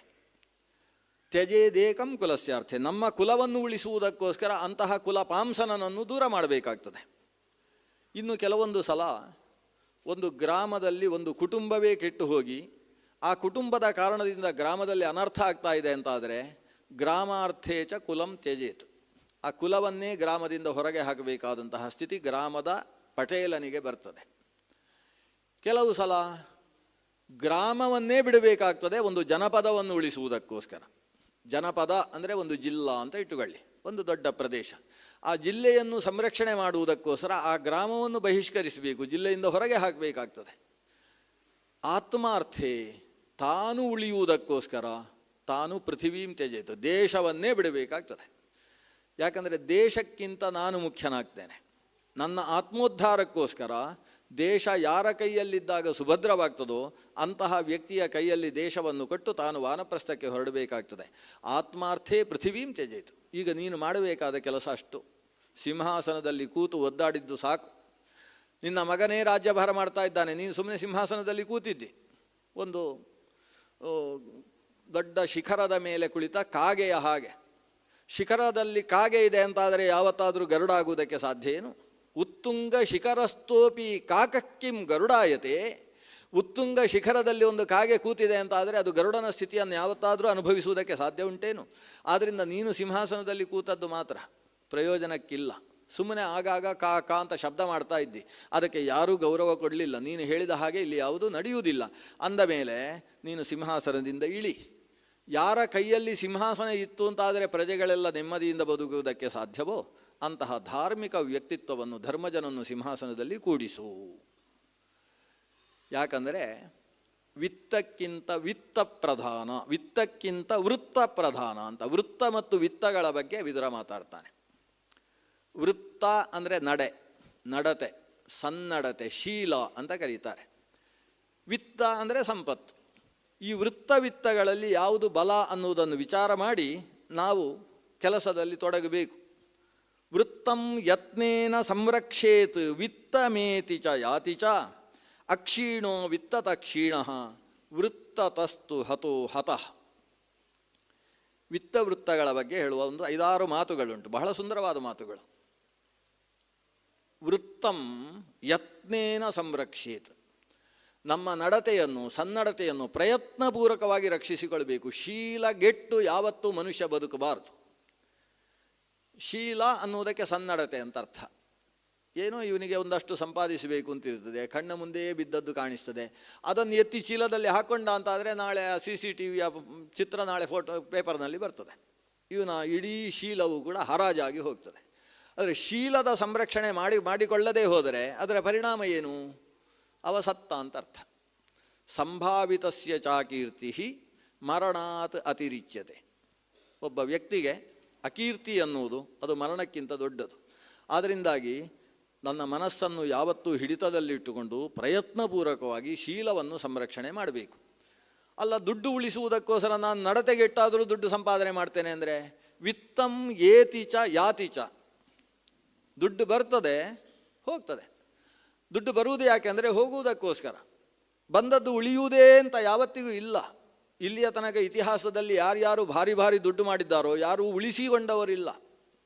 ದುಡ್ಡು ಬಂದದ್ದು ಯಾರದ್ದು ಹೆಚ್ಚು ಹೊರಗೆ ಹೋಯಿತು ಅವರು ದೊಡ್ಡ ದೊಡ್ಡ ವ್ಯಕ್ತಿಗಳಾದರು. ಯಾರು ದುಡ್ಡು ತಂದದ್ದನ್ನೆಲ್ಲ ತನ್ನ ಮನೆಯಲ್ಲೇ ರಾಶಿ ಹಾಕಿದ್ರು ಅವರೆಲ್ಲ ಇವತ್ತಲ್ಲ ನಾಳೆ ಬೀಳುವ ಸ್ಥಿತಿಯಲ್ಲೇ ಇದ್ದಾರೆ ಇವತ್ತಿಗೂ ಕೂಡ. ಆದ್ದರಿಂದ ವಿತ್ತಂ ಏತಿಚ ಯಾತಿಚ, ಅದು ಬರ್ತದೆ ಹೋಗ್ತದೆ. ಅದು ಲಕ್ಷ್ಮಿ ಅನ್ನುವುದರ ಸ್ವಭಾವವೇ ಹಾಗೆ. ಸರಸ್ವತಿ ಹಾಗಲ್ಲ, ಬಂದರೆ ಹಾಗೇ ತಲೆಯಲ್ಲಿ ಕೂತುಕೊಳ್ತಾಳೆ. ಲಕ್ಷ್ಮಿ ಅದು ಚಂಚಲ, ಅವಳನ್ನು ಕರೆಯುವುದು ಭಾಗ್ಯದ ಲಕ್ಷ್ಮಿ ಬಾರಮ್ಮ ಅಂತ ಕರೆಯುವುದು. ಆಮೇಲೆ ಹೆಜ್ಜೆ ಮೇಲೊಂದು ಹೆಜ್ಜೆ ನಿಕ್ಕಿದ ಮಜ್ಜಿಗೆ ಮೇಲಿನ ಬೆಳ್ಳೆ ಅಂತೆ ಅಂತ ಅದು ಓಡಾಡುತ್ತಾನೆ ಇರುವುದು, ನಿಂತಲ್ಲಿ ನಿಲ್ಲುವಂಥದ್ದಲ್ಲ ಅದು. ಅದನ್ನ ಲಕ್ಷ್ಮಿಯನ್ನು ನಾವು ಎಷ್ಟು ಜಾಗ್ರತೆ ಮಾಡಿದರೂ ಕೂಡ ಅದು ನಿಲ್ಲುವ ಸ್ಥಿತಿಯಲ್ಲಿಲ್ಲ. ವಿತ್ತಂ ಏತಿಚ ಯಾತಿಚ, ಅದು ಹೋಗಿ ಬರ್ತಕ್ಕಂಥದ್ದು. ಆದ್ದರಿಂದ ಅಕ್ಷೀಣೋ ವಿತ್ತತಃ ಕ್ಷೀಣ. ಬಂದಂತಹ ದುಡ್ಡು ಒಂದು ಬಾರಿ ಪೂರ್ತಿ ಹೋಯಿತು ಅಂತಾದರೆ ಅವನು ಎಲ್ಲ ಹೋದ ದರಿದ್ರ ಅಂತ ಅವನನ್ನು ಕರಿಬಾರ್ದು. ವಿತ್ತದಿಂದ ಕ್ಷೀಣನಾದವ ಕ್ಷೀಣನಲ್ಲ, ಅಕ್ಷೀಣ, ವಿತ್ತತ ಕ್ಷೀಣ. ಮತ್ತು ಯಾರು ವೃತ್ತತಸ್ತು ಹತೋ ಹತಃ, ಇದೊಂದು ಆಸೇತು ಹಿಮಾಚಲ ಎಲ್ಲರ ಬಾಯಲ್ಲಿರುವ ಒಂದು ಸುಭಾಷಿತ. ವೃತ್ತತಸ್ತು ಹತೋ ಹತಃ, ಯಥೋ ಧರ್ಮಸ್ತತೋ ಜಯ ಅಂತಿದ್ದ ಹಾಗೆ ಇದು ಕೂಡ ವಿದುರನೇ ಆಡಿದಂತಹ ಮಾತು. ಧೃತರಾಷ್ಟ್ರನ ಬಾಯಿಯಲ್ಲಿ ಬಂದಿದೆ ಅನ್ನೋದೊಂದು ಬಹಳ ವಿಶೇಷ. ಯಥೋ ಧರ್ಮಸ್ತತೋ ಜಯ ಅಂತ ಧೃತರಾಷ್ಟ್ರ ತನ್ನ ಬಾಯಿ ಬಿಟ್ಟಾಡ್ತಾನೆ ಈ ಭಾಗದಲ್ಲಿ. ವೃತ್ತತಸ್ತು ಹತೋ ಹತಃ, ವೃತ್ತ ಅಂದರೆ ನಡೆ, ನಡೆಯಿಂದ ಯಾರು ಹತನಾಗಿದ್ದಾನೆ, ನಡೆ ಯಾರಲ್ಲಿ ನಾಶವಾಗಿ ಹೋಯಿತು ಅಂತವ ಸತ್ತ ಅಂತ ಅರ್ಥ. ಆದ್ದರಿಂದ ಒಬ್ಬನ ಬದುಕು ನಿಜವಾದ ಬದುಕು ಹೌದಾದರೆ ಅವ ಹೆಣವಾಗಿ ಬದುಕಿಲ್ಲ, ಜೀವನ ಮರಣದಲ್ಲಿಲ್ಲ, ಆತ ನಿಜವಾಗಿ ಬದುಕಿದ್ದಾನೆ ಅಂತ ಕರೆಸಿಕೊಳ್ಳುವುದು ಸನ್ನಡತೆಯಲ್ಲಿ ಇದ್ದಾಗ. ಆದ್ದರಿಂದ ನಡತೆಯ ಬಗ್ಗೆ ಬಹಳ ಜಾಗೃತಿಯಾಗಿರು. ಆ ನಡತೆಯ ಬಗ್ಗೆ ಇಲ್ಲಿ ತೊಂದರೆ ಕಾಣಿಸ್ತಾ ಇದೆ. ಇಷ್ಟೆಲ್ಲ ಹೇಳ್ತಾ ಇದ್ದೇನೆ ಧೃತರಾಷ್ಟ್ರ, ನಿನಗೆ ಬೇಸರ ಆಗ್ತಾ ಇರ್ಬೋದು. ಅಣ್ಣನ ಹತ್ರ ಹೇಳ್ತಾನೆ ವಿದುರ, ನಿನಗೆ ಬೇಸರ ಆಗ್ಬೋದು. ಬೇಸರ ಆಗುವ ಹಾಗೆ ಒಬ್ಬ ಹೇಳ್ತಾನೆ ಅಂದರೆ ಅವನು ಬಹಳ ಪ್ರೀತಿಪಾತ್ರ ಅಂತ ತಿಳ್ಕೊ ಅಂತ ಹೇಳ್ತಾನೆ. ಯಾಕೆ ಅಂತ ಹೇಳಿದರೆ, ಒಬ್ಬ ತಪ್ಪು ಮಾಡ್ತಾ ಇದ್ದಾಗ ಅದು ತಪ್ಪು ಅಂತ ಅವನಿಗೆ ಹೇಳಿದರೆ ಸಿಕ್ಕಾಬಟ್ಟೆ ಕೋಪ ಬರ್ತದೆ, ಅದು ಅಪ್ರಿಯವಾಗ್ತದೆ. ಕಂಡದ್ದನ್ನು ಕಂಡಂತೆ ಹೇಳಿದರೆ ಕೆಂಡದಂಥ ಕೋಪ. ಇನ್ನೊಂದು ಮಾತಿದೆ, ಖಂಡಿತವಾದಿ ಲೋಕವಿರೋಧಿ ಅಂತ ಸಂಸ್ಕೃತದಲ್ಲಿ ಒಂದು ಗಾದೆ ಇದೆ. ಕಣ್ಣಿಗೆ ಕೈ ಹಾಕಿದ ಹಾಗೆ ಹೇಳಿದವ ಯಾವತ್ತೂ ಲೋಕವಿರೋಧಿಯಾಗಿ ಬಾಳ್ತಾನೆ ಅಂತ. ಆದರೆ ಆ ರೀತಿ ಹೇಳದೇ ಹೋದರೆ ಆ ಮನುಷ್ಯನಿಗೆ ಅರ್ಥ ಆಗುವುದು ಹೇಗೆ ನಾನು ತಪ್ಪು ಮಾಡ್ತಾ ಇದ್ದೇನೆ ಅಂತ? ಇದು ಪಥ್ಯ, ನಾನು ಹೇಳ್ತಾ ಇರತಕ್ಕಂಥ ವಿಷಯ ಪಥ್ಯ. ಯಾವುದನ್ನು ಮಾಡಿದರೆ ನೀನು ಆರೋಗ್ಯವಾಗಿ ಲೋಕಕ್ಷೇಮಂಕರವಾಗಿ ಬಾಳ್ತೀಯೋ ಅಂತಹ ಪಥ್ಯ ಮಾತುಗಳನ್ನು ನಾನು ಹೇಳ್ತಾ ಇದ್ದೇನೆ. ಪಥ್ಯವಾದ ತಥ್ಯವನ್ನು ಹೇಳುವಾಗ ಅದು ಅಪ್ರಿಯವಾಗಿರ್ತದೆ. ಆದರೆ ಅಪ್ರಿಯವಾದ ಪಥ್ಯವನ್ನು ಹೇಳ್ತಕ್ಕಂಥವ ಲೋಕದಲ್ಲಿ ಸಿಗುವುದು ಬಹಳ ಕಷ್ಟ. ಸಾವಿರಾರು ಜನ ಸಿಗ್ತಾರೆ ಸತತಂ ಪ್ರಿಯವಾದಿನ ಸುಲಭಾಹ ಲೋಕೆ ಅಂತ. ಯಾರು ಸತತ ಪ್ರಿಯವನ್ನೇ ಹೇಳ್ತಕ್ಕಂತಹ ವ್ಯಕ್ತಿಗಳು ಸಿಗುವುದು ಬಹಳ ಸುಲಭ. ಆದರೆ ಅಪ್ರಿಯಸ್ಯ ಚ ಪಥ್ಯಸ್ಯ ವಕ್ತ ಶ್ರೋತ ಚ ದುರ್ಲಭ ಅಂತ ಒಂದು ಪ್ರಸಿದ್ಧ ಸುಭಾಷಿತ, ಅದು ಇಲ್ಲೇ ಬಂದದ್ದು. ವಿದುರ ಹೇಳ್ತಾನೆ, ಅಪ್ರಿಯವಾದ ಪಥ್ಯ, ಸರಿಯಾದ ಮಾರ್ಗವನ್ನು ಉಪದೇಶಿಸುವ, ಆದರೆ ಕೇಳುವವರಿಗೆ ಅಪ್ರಿಯ ಅನಿಸತಕ್ಕಂತಹ ಮಾತನ್ನು ಹೇಳುವವನೂ ಸಿಗುವುದು ಕಷ್ಟ, ಕೇಳುವವನೂ ಸಿಗುವುದು ಅದಕ್ಕಿಂತ ಕಷ್ಟ. ಅಪ್ರಿಯವಾದ ಪಥ್ಯವನ್ನು ಹೇಳಿದರೆ ಕೇಳುವವ ಇವನ ಕಪಾಳಕ್ಕೆ ಹೊಡೆಯುವ ಸಾಧ್ಯತೆ ಇರ್ತದೆ. ಆದರೆ ಇವತ್ತು ನನ್ನ ಪುಣ್ಯ ಏನು ಅಂತೇಳಿದರೆ, ಧೃತರಾಷ್ಟ್ರ ಕೇಳ್ತಾ ಇದ್ದಾನೆ. ನಾನು ಅಂಥದ್ದು ಹೇಳಿದರೂ ಕೂಡ, ಕಣ್ಣಿಗೆ ಕೈ ಹಾಕಿದ ಹಾಗೆ ಅವನಿಗೆ ಉಪದೇಶ ಮಾಡ್ತಾ ಇದ್ದರೂ ಕೂಡ, ರಾಜನಾದ ಧೃತರಾಷ್ಟ್ರ ಈ ಮಂತ್ರಿಯಾದ ವಿದುರನ ಮಾತನ್ನು ಅಷ್ಟು ಚೆನ್ನಾಗಿ ಕೇಳ್ತಾ ಇದ್ದಾನೆ. ರಾತ್ರಿ ನಿದ್ದೆ ಬರದೇ ಇರುವುದು ಅಷ್ಟು ಉಪಕಾರ ಮಾಡಿಬಿಟ್ಟಿದೆ. ಅಪ್ರಿಯವಾದ ಪಥ್ಯವನ್ನು ನಾನು ಹೇಳ್ತಾ ಇದ್ದೇನೆ, ಅದನ್ನು ಕೇಳುವವ ಸಿಗುವುದು ಕಷ್ಟ. ಕೇಳ್ತಾ ಇದ್ದಿ, ದಯವಿಟ್ಟು ನಾನು ಹೇಳಿದಂತೆ ಈ ಕುಟುಂಬದ ರಕ್ಷಣೆಗೋಸ್ಕರ ದುರ್ಯೋಧನನನ್ನು ಒಬ್ಬನನ್ನು ಕುಟುಂಬದಿಂದ ಹೊರಗೆ ಬಹಿಷ್ಕಾರವನ್ನು ಮಾಡಿ ನೀನು ಸಿಂಹಾಸನದಲ್ಲಿ ಧರ್ಮರಾಜನನ್ನು ಕೂಡಿಸು. ಇಷ್ಟಕ್ಕೆ ವಿದುರ ನೀತಿ ಒಂದು ಹಂತದಲ್ಲಿ ಉಪಸಂಹಾರವಾಯಿತು. ಇಷ್ಟು ಹೇಳಿದರೆ ಇನ್ನೂ ಬೆಳಗ್ಗೆ ಕೋಳಿ ಕೂಗಲಿಲ್ಲ. ರಾತ್ರಿ ಪೂರ್ತಿ ಉಪದೇಶಕ್ಕೋಸ್ಕರ ಕರೆದದ್ದು ವಿದುರ. ಇವನಿಗೆ ನಿದ್ದೆ ಬರುವಲ್ಲಿ ಅದನಿಗೆ ಉಪದೇಶ ಮಾಡಬೇಕು. ಆದರೆ ವಿದುರ ಮಾಡಿದ ಉಪದೇಶದಿಂದ ಇದ್ದ ನಿದ್ದೆಯೂ ಹಾರಿ ಹೋಗಿದೆ. ಈ ಸ್ಥಿತಿಯಲ್ಲಿ ಧೃತರಾಷ್ಟ್ರ ಕೇಳ್ತಾನೆ, ನೀನು ಇಷ್ಟೆಲ್ಲ ಉಪದೇಶಿಸಿದಿ ವಿದುರ, ಆದರೆ ನಾನು ಏನು ಮಾಡಿದರೂ ದುರ್ಯೋಧನನನ್ನು ಬಿಡುವುದಿಲ್ಲ ಅಂತ ಹೇಳ್ತಾನೆ. ಒಂದು ತೀರ್ಮಾನವನ್ನು ಆಗಲೇ ಹೇಳಿದ, ಮರುದಿವಸ ಸಭೆಯಲ್ಲಿ ಹೇಳುವುದಲ್ಲ. ನಾನು ನನ್ನಿಂದ ದುರ್ಯೋಧನನನ್ನು ಬಿಡುವುದಿಲ್ಲ ಅಂತ ಹೇಳುವುದಿಲ್ಲ, ಬಿಡಲಿಕ್ಕೆ ಸಾಧ್ಯ ಇಲ್ಲ. ನನ್ನ ಮಗ ನನಗಿಂತ ಹೆಚ್ಚು ಪ್ರೀತಿ ಅವನಲ್ಲಿ, ಆದ್ದರಿಂದ ಅವನನ್ನು ನಾನು ಬಿಡುವುದಕ್ಕೆ ಸಾಧ್ಯ ಇಲ್ಲ. ಅವನನ್ನು ಬಿಡಲಾರೆ. ಕೊನೆಗೇನಾಗ್ತದೆ? ನೀನು ಹೇಳಿದ ಹಾಗೆ ಆಗಲಿ, ಯಥೋ ಧರ್ಮ ತಥೋ ಜಯ. ಈ ಹೊತ್ತಿಗೆ ಅವ ಹೇಳುವ ಮಾತು, ಧರ್ಮ ಇದ್ದಲ್ಲಿ ಜಯ ಆಗ್ತದೆ, ಆಗಲಿ, ಅದು ನಮಗೆ ಅಪಜಯ ಆದರೂ ತೊಂದರೆ ಇಲ್ಲ, ಆದರೆ ನಾನು ನನ್ನ ಮಗನನ್ನು ಮಾತ್ರ ಬಿಡಲಾರೆ ಅನ್ನುವ ಆವೇಶ ಧೃತರಾಷ್ಟ್ರನಲ್ಲಿ ಇನ್ನೂ ಗಟ್ಟಿಯಾಗಿದೆ. ವಿದುರನ ಮಾತಿನಿಂದ ಏನೂ ಪ್ರಯೋಜನ ಆಗಲಿಲ್ಲ. ವಿದುರ ಒಂದು ನಕ್ಕು ಬಿಟ್ಟ. ಧೃತರಾಷ್ಟ್ರ ಕಣ್ಣಲ್ಲಿ ನೀರು ಹಾಕ್ತಾನೆ. ನಾನು ಫಚೀತಿಯಲ್ಲಿ ಹೀಗಿರುವಾಗ ನೀನು ನಗುವುದಲ್ವಾ? ಇದು ಇಲಿಗೆ ಪ್ರಾಣ ಸಂಕಟ, ಬೆಕ್ಕಿಗೆ ಆಟ ಅಂತಿದ್ದ ಹಾಗೆ ಆಯಿತು. ನನ್ನ ಕಷ್ಟ ನೋಡಿ ನೀನು ನಗ್ತಾ ಇದ್ದಿ. ವಿದುರ ಹೇಳಿದ, ಅಣ್ಣ ಸ್ವಯಂಕೃತೋಯಂ ಅನರ್ಥ, ಇದು ಇನ್ನೊಬ್ಬರು ನಿನಗೆ ಮಾಡಿದ ಅಪರಾಧ ಅಲ್ಲ, ನೀನೇ ಮಾಡಿಕೊಂಡಂತಹ ಅನರ್ಥ. ಕಾಡಿನಲ್ಲಿ ಕಟ್ಟಿಗೆ ಮಾರುವ ಒಬ್ಬ ವ್ಯಕ್ತಿ ಓಡಾಡ್ತಾ ಇದ್ದಂತೆ. ಅವನಿಗೆ ಕಟ್ಟಿಗೆ ತೆಗೆದು ಬದುಕಿದರೆ ಜೀವನ ಉಂಟು, ಇಲ್ಲದೆ ಹೋದರೆ ಕಟ್ಟಿಗೆ ಮಾರಾಟ ಮಾಡದೆ ಹೋದರೆ ಹೊಟ್ಟೆಗೆ ಹಿಟ್ಟಿಲ್ಲ ಅನ್ನುವ ಪರಿಸ್ಥಿತಿ ಆತನದ್ದು. ಆತ ಕೊಡಲಿ ಹಿಡ್ಕೊಂಡು ಹೋಗಿ ಒಂದು ಮರ ಕಡಿತಾ ಇರಬೇಕಾದ್ರೆ ಕೊಡಲಿಯಿಂದ ಎತ್ತಿ ಮರಕ್ಕೆ ಹೊಡೆಯುವಾಗ ಅವನ ಕೈಯಲ್ಲಿದ್ದಂತಹ ದಂಡ ತುಂಡಾಗೋಯಿತು. ಕೊಡಲಿಯ ಕುದಂಟಿ ತುಂಡಾಗೋಯಿತು ಅಂತ ಅರ್ಥ. ಇನ್ನು ಬರೀ ಕೊಡಲಿಯ ಕಬ್ಬಿಣ ಹಿಡ್ಕೊಂಡು ಅವ ಹೇಗೆ ಹೊಡೆಯುವುದು? ಆಗುವುದಿಲ್ಲ ಅವನಿಗೆ. ಅಳ್ತಾ ಕೂತಂತೆ, ಇವತ್ತು ಕಟ್ಟಿಗೆ ಇಲ್ಲ, ಕಟ್ಟಿಗೆ ಇಲ್ಲದೆ ನಾನು ಹೇಗೆ ಬದುಕುವುದು ಅಂತ. ಆಗ ಮರಗಳೆಲ್ಲ ಯೋಚಿಸಿದುವಂತೆ. ಒಂದು ಪಂಚತಂತ್ರದ ಕಥೆ ಇದು. ಮರಗಳು ಯೋಚಿಸಿದವು, ಪಾಪ ಎಷ್ಟು ಕಷ್ಟಪಡ್ತಾ ಇದ್ದಾನೆ ಪಾಪ ಅಂತ ಹೇಳಿ ಅಲ್ಲೇ ಒಂದು ಹುಣಿಸೆ ಮರ ಇತ್ತಂತೆ. ಆ ಹುಣಿಸೆ ಮರ ತನ್ನ ಗೆಲ್ಲು ತೆಗೋ ಅಂತ ಹೇಳಿತಂತೆ. ಗೆಲ್ಲನ್ನು ತುಂಡು ಮಾಡಿ ಅದೇ ಕೆಳಗೆ ಹಾಕಿದಂತೆ. ಅದು ಹಾಕಿದ ಕೂಡಲೇ ಇವ ಹುಣಿಸೆಯ ದಂಡವನ್ನು ಅದಕ್ಕೆ ಸೇರಿಸಿ ಮರಗಳನ್ನೆಲ್ಲ ಕತ್ತರಿಸಿದ. ಮರಗಳೆಲ್ಲ ಅಳ್ತಾ ಇದ್ದಾವಂತೆ, ನಮ್ಮನ್ನು ಕತ್ತರಿಸ್ತಾನೆ. ಆವಾಗ ಪಕ್ಕದ ಮರ ಹೇಳ್ತಂತೆ, ನೀವೇ ಮಾಡಿದ್ದು, ತಿನ್ರಿ, ಮಾಡಿದ್ದುಣ್ಣ ಮಹಾರಾಯ ಅಂತ. ಇಂಥ ವ್ಯಕ್ತಿಗೆ ನೀವೇ ಕೊಟ್ಟದ್ದಲ್ಲೋ ಮರದ ತುಂಡನ್ನು, ಅದನ್ನು ಹಿಡ್ಕೊಂಡು ನಿಮ್ಮನ್ನು ಕತ್ತರಿಸ್ತಾನೆ. ಸ್ವಯಂಕೃತೋಯಂ ಅಪರಾಧ. ಹಾಗೆ ನಿನ್ನದ್ದೇ ಅಪರಾಧ. ನೀನು ಅತ್ತು ಏನು ಪ್ರಯೋಜನ? ಏನು ತಪ್ಪು ಮಾಡಿದಿ, ಏನು ತಿದ್ದಿಕೊಳ್ಳಬೇಕು ಅಂತ ನಾವು ಉಪದೇಶ ಮಾಡಿದರೂ ತಿದ್ದಿಕೊಳ್ಳುವುದಿಲ್ಲ ಅಲ್ವಾ? ಅತ್ತು ಏನು ಪ್ರಯೋಜನ? ಧೃತರಾಷ್ಟ್ರ ಹೇಳ್ತಾನೆ, ತಮ್ಮ, ನನ್ನಿಂದ ನನ್ನ ಮಕ್ಕಳನ್ನು ಬಿಡುವುದಕ್ಕೆ ಸಾಧ್ಯವಾಗುವುದಿಲ್ಲ. ಧರ್ಮರಾಜನನ್ನು ಹತ್ತಿರಕ್ಕೆ ಸೇರಿಸಿಕೊಳ್ಳುವುದಕ್ಕೆ ನನ್ನ ಮಗ ಬಿಡುವುದಿಲ್ಲ. ಧರ್ಮರಾಜ ದೂರದಲ್ಲಿರಬೇಕು ಅಂತ ನನ್ನೇನು ಉದ್ದೇಶ ಅಲ್ಲ, ಆದರೆ ಅವನಿಗೆ ರಾಜ್ಯವನ್ನು ಕೊಡುವುದಕ್ಕೆ ನನ್ನ ಮಗ ಬಿಡುವುದಿಲ್ಲ. ಆದರೆ ಮಗನನ್ನು ಬಿಡುವುದಕ್ಕೆ ನನ್ನಿಂದ ಸಾಧ್ಯ ಆಗುವುದಿಲ್ಲ. ಆದರೆ ಮಗ ಮಾಡುವ ಈ ಅಪಚಾರದಿಂದ ನಾನು ಪಾಪ ಕಂಟಕದಿಂದ ಸೇರಿಕೊಳ್ಳಬಾರ್ದು, ನನ್ನಲ್ಲಿ ಪಾಪ ಅಂಟಬಾರ್ದು. ಅದಕ್ಕೆ ಏನು ಮಾರ್ಗ? ಅಧ್ಯಾತ್ಮದ ಉಪದೇಶ ಕೊಡು, ದೇವರ ಬಗ್ಗೆ ಹೇಳು. ಏನು ಕೆಟ್ಟ ಕೆಲಸ ಮಾಡಿದರೂ ನಮಗೆ ಅಂಟದೇ ಇರುವ ಹಾಗೆ ಆಗಬೇಕು. ಅಂಟದೇ ಇರುವ ಹಾಗೆ ಕೆಲಸ ಮಾಡಬೇಕಾದರೆ ಅದಕ್ಕೆ ದೇವರ ಅಧ್ಯಾತ್ಮದ ಲೇಪವನ್ನು ಕೊಡಬೇಕು ಅಂತುಂಟು ಶಾಸ್ತ್ರದಲ್ಲಿ.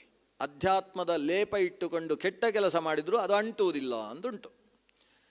ಉದಾಹರಣೆಗೆ ಭೈರವೇಶ್ವರ ಬಂದ ದಕ್ಷನ ಯಾಗಕ್ಕೆ. ದಕ್ಷನ ಯಾಗದಲ್ಲಿ ದಕ್ಷನನ್ನು ಸಂಹರಿಸುವ ಉದ್ದೇಶ ಸಾಕ್ಷಾತ್ ಶಿವಸ್ವರೂಪಿಯಾದ ಭೈರವೇಶ್ವರನಿಗೆ ಯಜ್ಞದಲ್ಲಿ ವಿಷ್ಣು ಸಂಬಂಧಿಯಾದ ಯಾಗದಲ್ಲಿ ದೀಕ್ಷಿತನಾದಂತಹ ದಕ್ಷನ ತಲೆ ತೆಗೆಯುವುದು ಸಾಧ್ಯವಾಗಲಿಲ್ಲ. ಆದ ಕತ್ತಿಯನ್ನು ಹಿಡಿದು ದಕ್ಷನ ಕತ್ತಿಗೆ ಹೊಡೆದರೆ ಆ ಕತ್ತಿಯ ಅಲುಗೇ ತುಂಡಾಯಿತೇ ಹೊರತು ದಕ್ಷನ ತಲೆ ತೆಗೆಯುವುದು ಸಾಧ್ಯವಾಗಲಿಲ್ಲ. ಕೊನೆಗೆ ಅಲ್ಲಿದ್ದಂತಹ ಒಂದು ಬಿಲ್ಲಿನ ಹಗ್ಗವನ್ನು ಹಿಡ್ಕೊಂಡು ಆ ಹಗ್ಗದಿಂದ ಝಳಝಳನೆ ಮಥನ ಮಾಡಿದರೂ ಕೂಡ ಅವನ ತಲೆ ತೆಗೆಯುವುದು ಸಾಧ್ಯವಾಗಲಿಲ್ಲ. ಆವಾಗ ತ್ರ್ಯಂಬಕ ರುದ್ರ ಯೋಚನೆ ಮಾಡ್ತಾನೆ, ಇವನು ಯಜ್ಞದೀಕ್ಷಿತನಾಗಿದ್ದಾನೆ. ಯಜ್ಞದೀಕ್ಷಿತ ಯಜಮಾನ ಅಂದರೆ ಅದು ನನ್ನ ಸನ್ನಿಧಾನಕ್ಕೆ ಪಾತ್ರವಾದಂತಹ ಶಕ್ತಿ. ಅಷ್ಟೇ ಅಲ್ಲ, ವಿಷ್ಣು ಯಾಗದಲ್ಲಿ ದೀಕ್ಷಿತನಾಗಿದ್ದಾನೆ. ಅದನ್ನ ವಿಷ್ಣು ಶಕ್ತಿ ಅನ್ನುವುದು ಈ ಯಜಮಾನನಲ್ಲಿ ಸನ್ನಿಹಿತವಾಗಿದೆ. ಯಜಮಾನನನ್ನೇ ಪಶುವನ್ನಾಗಿ ಚಿಂತಿಸಿ ಆ ದೇವನಿಗೆ ಈ ಆಹುತಿ ಕೊಡುವುದು ಅಂತ ಆಲೋಚನೆ ಮಾಡಿದರೆ ಆವಾಗ ಇದು ಆ ದೇವರಿಗೆ ಸೇರುತ್ತೆ ಅಂತ ಇವನ ತಲೆ ತೆಗೆಯುವುದು ಶಕ್ಯವಾದೀತು ಅಂತ ತಾನೂ ಕೂಡ ಯಾಗದ ಪಕ್ಕದಲ್ಲಿ ಪದ್ಮಾಸನ ಹಾಕಿ ಕೂತುಕೊಂಡು ಒಂದು ಯಾಗದ ಸಂಜ್ಞಾಪನ ಅನ್ನುವ ವಿಧಾನವನ್ನು ಧ್ಯಾನ ಮಾಡ್ತಾನೆ ರುದ್ರ. ಭೈರವೇಶ್ವರ ರುದ್ರ ಯಾವಾಗ ಈ ಧ್ಯಾನ ಮಾಡ್ತಾನೆ ಆವಾಗ ಕೈಯಲ್ಲಿ ಕತ್ತಿ ಹಿಡ್ಕೊಂಡು ಅವನ ತಲೆ ತೆಗೆದರೆ ಅದು ತಲೆ ಹೋಗಿ ಅಗ್ನಿಯಲ್ಲಿ ಬಿತ್ತಂತೆ. ಆ ಯಜ್ಞದಲ್ಲಿ ಕೊಡುವ ವಿಷ್ಣು ಸಂಬಂಧಿಯಾದ ಒಂದು ಆಹುತಿ ಇದು ಅಂತ ಅದನ್ನು ಯೋಗದಲ್ಲಿ ಧ್ಯಾನ ಮಾಡಿಕೊಂಡಾಗ ಅವನಿಗೆ ತಲೆ ತೆಗೆಯುವುದು ಸಾಧ್ಯವಾಯಿತು. ಅದು ಆತನಿಗೆ ಲೇಪವಾಗಲಿಲ್ಲ. ಇದಕ್ಕೆ ಕಕಚ್ಛೇದ ಅಂತ ಕರೀತಾರೆ. ಕ ಅಂದರೆ ದಕ್ಷ ಪ್ರಜಾಪತಿ, ಅವನ ಅಂದರೆ ಅವನ ತಲೆ. ಅದು ಕಾಕಚ್ಛೇದ ಅಲ್ಲ, ಕಕಚ್ಛೇದ. ದಕ್ಷ ಪ್ರಜಾಪತಿಯ ತಲೆಯನ್ನು ತೆಗೆದ ಒಂದು ಛೇದ. ಈ ಛೇದ ಅನ್ನೋದು ರುದ್ರನಿಗೂ ಕೂಡ ಲಿಪ್ತವಾಗಲಿಲ್ಲ. ಯಾಕೆಂತೇಳಿದರೆ ಅದರಲ್ಲಿ ಯಜ್ಞ ಭಾವನೆ ಇತ್ತು. ಹೀಗೆ ಯಾವುದೇ ಕರ್ಮವನ್ನು ಯಜ್ಞಭಾವದಿಂದ ಮಾಡಿದಾಗ ಅದು ಲೇಪವಾಗುವುದಿಲ್ಲ, ಅದರಿಂದಾಗಿ ಅನಿಷ್ಟ ಕಾರಣ ಆಗುವುದಿಲ್ಲ ಅಂತ ಉಂಟಲ್ಲ. ಹಾಗಾಗಿ ನನಗೆ ಅಂತಹ ಯಜ್ಞದ ಅಧ್ಯಾತ್ಮದ ಉಪದೇಶ ಕೊಡು ಅಂತ ಕೇಳ್ತಾನೆ. ಕೇಳಿದರೆ ವಿದುರ ಹೇಳ್ತಾನೆ, ಅಷ್ಟೆಲ್ಲ ದೊಡ್ಡವಲ್ಲ ನಾನು ಅಂತ ಹೇಳ್ತಾನೆ.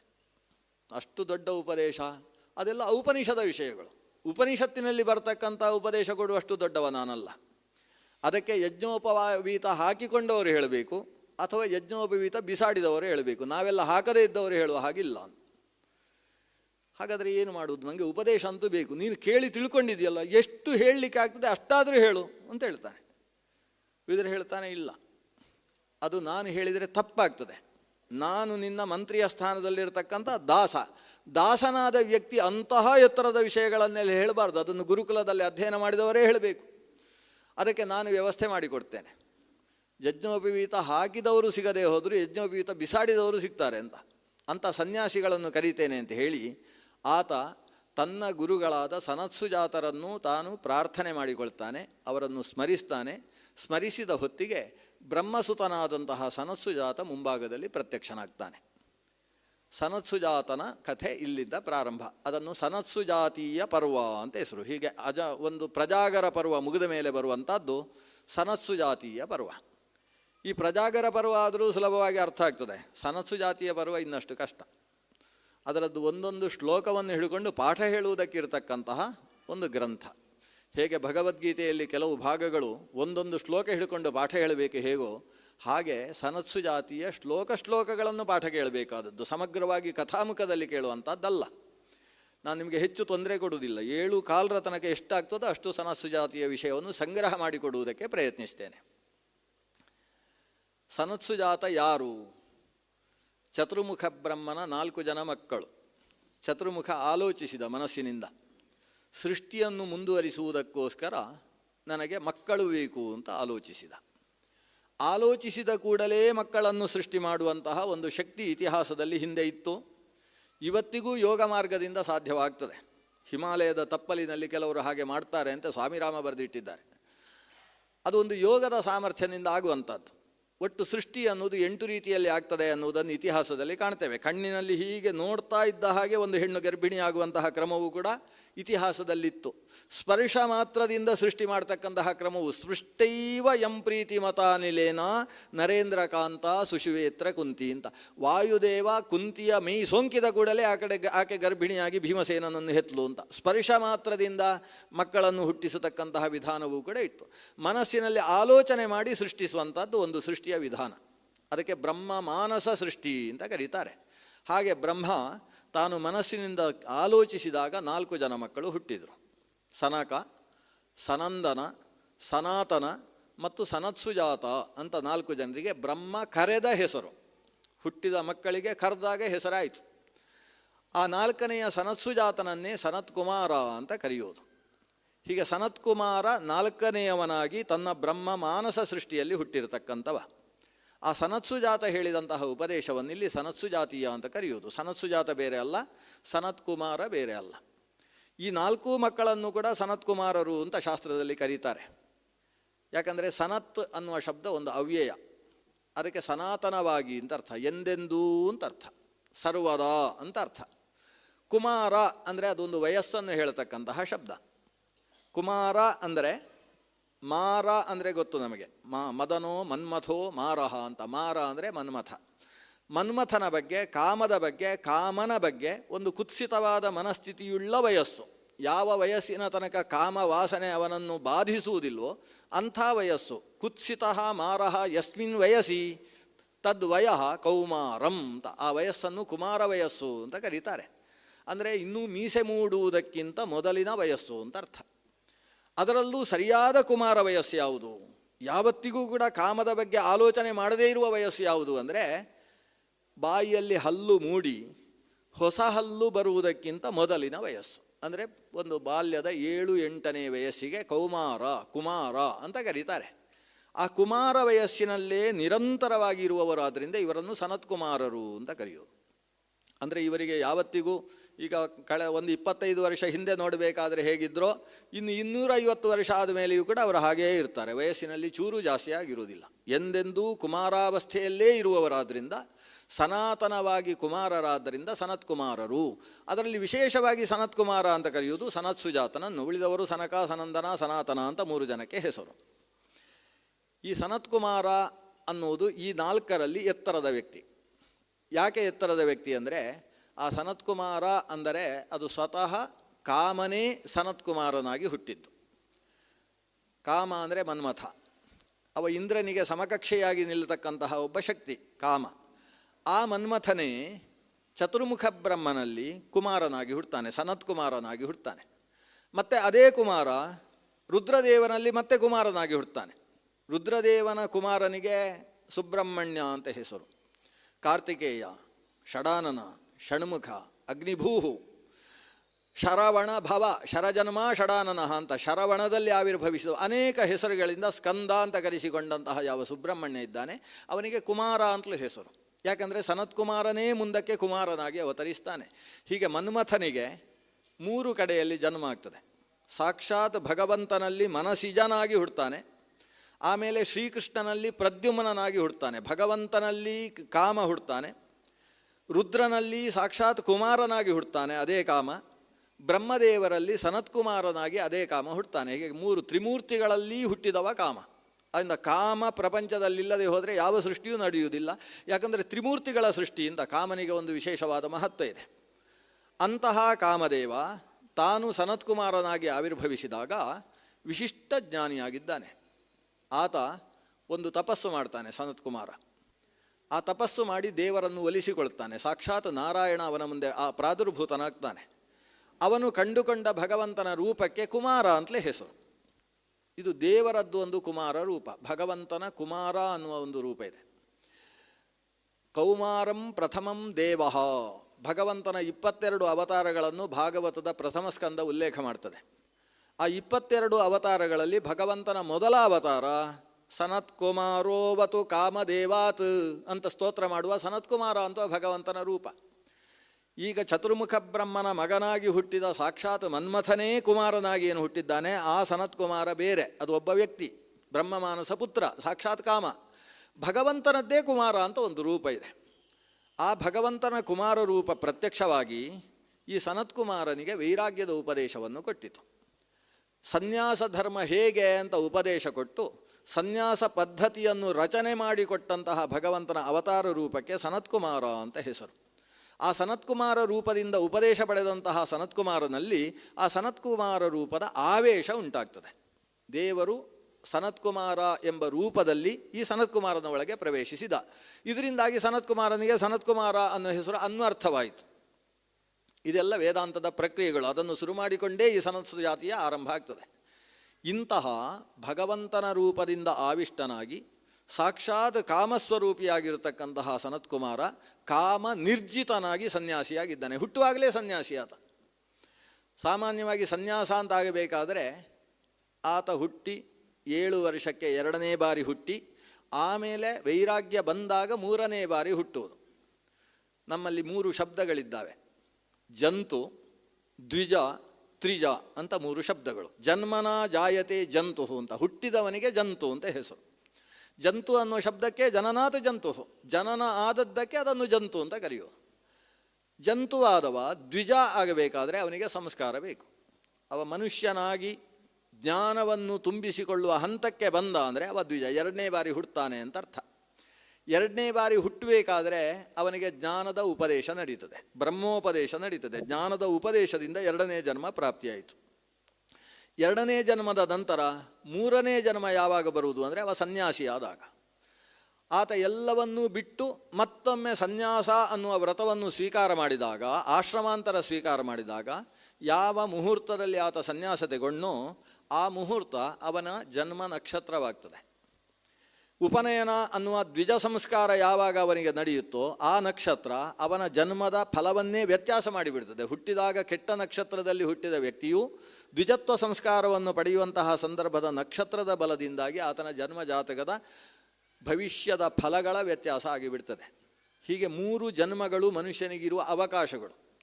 ಇದನ್ನು ಉಪನಿಷತ್ತು ಹೇಳುವಾಗ ಅಥವಾ ಸನತ್ಸು ಜಾತಿಯ ಹೇಳುವಾಗ ಇದನ್ನು ಹುಟ್ಟು ಅಂತ ಅವರು ಕರೆಯುವುದಿಲ್ಲ, ಇದನ್ನು ಸಾವು ಅಂತ ಕರೀತಾರೆ.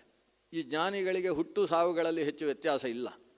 ಯಾಕಂದರೆ ಹುಟ್ಟು ಸಾವು ಅನ್ನೋದು ಏನು ಅಂತ ಈ ಸನತ್ಸು ಜಾತಿಯ ಸುರಾಗುವುದೇ ಮೃತ್ಯು ಅಂದರೆ ಏನು ಅನ್ನೋ ವಿಷಯದಲ್ಲಿ ಸನತ್ಸು ಜಾತಿಯ ಪ್ರಾರಂಭ ಆಗ್ತದೆ.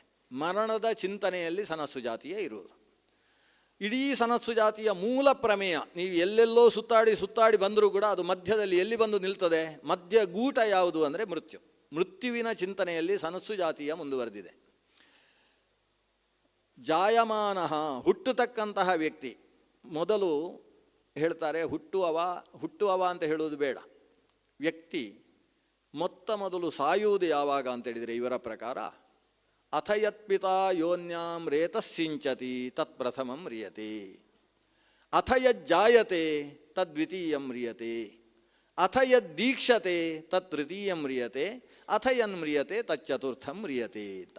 ಇದು ಉಪನಿಷತ್ತಿನಲ್ಲಿ ಬಂದ ಮಾತು. ಅದನ್ನಿಟ್ಟುಕೊಂಡು ಸನಸ್ಸು ಜಾತಿಯ ಶುರುವಾಗ್ತದೆ. ಯಾವಾಗ ಅಥ ಯತ್ಪಿತಾ ಯೋನ್ಯಾಂ ರೇತಸ್ಸಿಂಚತಿ, ಯಾವಾಗ ತಂದೆ ತಾಯಿಯರು ಉತ್ಪತ್ತಿಗೋಸ್ಕರ ಗರ್ಭಾಧಾನ ಪ್ರಕ್ರಿಯೆಯಲ್ಲಿ ತೊಡಗ್ತಾರೆ, ಗರ್ಭದಲ್ಲಿ ಮಗು ಪ್ರವೇಶ ಮಾಡಿತು ಅಂತೇಳಿದರೆ ಮೊದಲು ಅವ ಸತ್ತ ಅಂತ ಅರ್ಥ. ನಾವು ಅದನ್ನು ಹುಟ್ಟಿದ ಅಂತ ಕರಿತೇವೆ. ಇವರು ದೊಡ್ಡವರು ವೇದಾಂತ ಹೇಳ್ತಕ್ಕಂಥವ್ರು ಅವರು ಸತ್ತ ಅಂತ ಕರೀತಾರೆ. ಹುಟ್ಟಿಗೂ ಸಾವಿಗೂ ಹೆಚ್ಚು ವ್ಯತ್ಯಾಸ ಇಲ್ಲ ಅಂತ ಅರ್ಥ. ಯಾಕಂದರೆ ಹುಟ್ಟುವುದೂ ಇಲ್ಲ, ಸಾಯುವುದೂ ಇಲ್ಲ. ನ ಜಾಯತೆ ಮ್ರಿಯತೆ ವಾ ಕದಾಚಿತ್ ನಾಯಂ ಭೂತ್ವಾ ಭವಿತಾ ವಾ ನ ಭೂಯಃ. ಈ ಚೇತನ ಅನ್ನೋದು ಶಾಶ್ವತವಾದದ್ದು. ಶಾಶ್ವತವಾದ ಜೀವಚೇತನಕ್ಕೆ ಶರೀರ ಸಂಬಂಧವನ್ನು ನಾವು ಹುಟ್ಟು ಅಂತ ಕರಿತೇವೆ. ಆ ಶರೀರ ಸಂಬಂಧ ಆಗುವುದು ಗರ್ಭಾಧಾನ ಪ್ರಕ್ರಿಯೆಯ ಶುಭ ಮುಹೂರ್ತದಲ್ಲಿ. ಆ ಮೊದಲ ಬಾರಿ ಗರ್ಭಕ್ಕೆ ಪ್ರವೇಶವಾಗುವ ಕಾಲದಲ್ಲಿ ಆ ಮಗು ಒಂದು ಸತ್ತಿತು ಅಂತ. ಅಥ ಪ್ರಥಮಂ ಮ್ರಿಯತೆ. ಯಾಕೆ ಅದನ್ನು ಮರಣ ಅನ್ನೋ ಶಬ್ದದಿಂದ ಕರೆದರು? ವಸ್ತುತಃ ಮರಣ ಅಂದರೆ ಬಂಧನ ಅಂತ ಅರ್ಥ.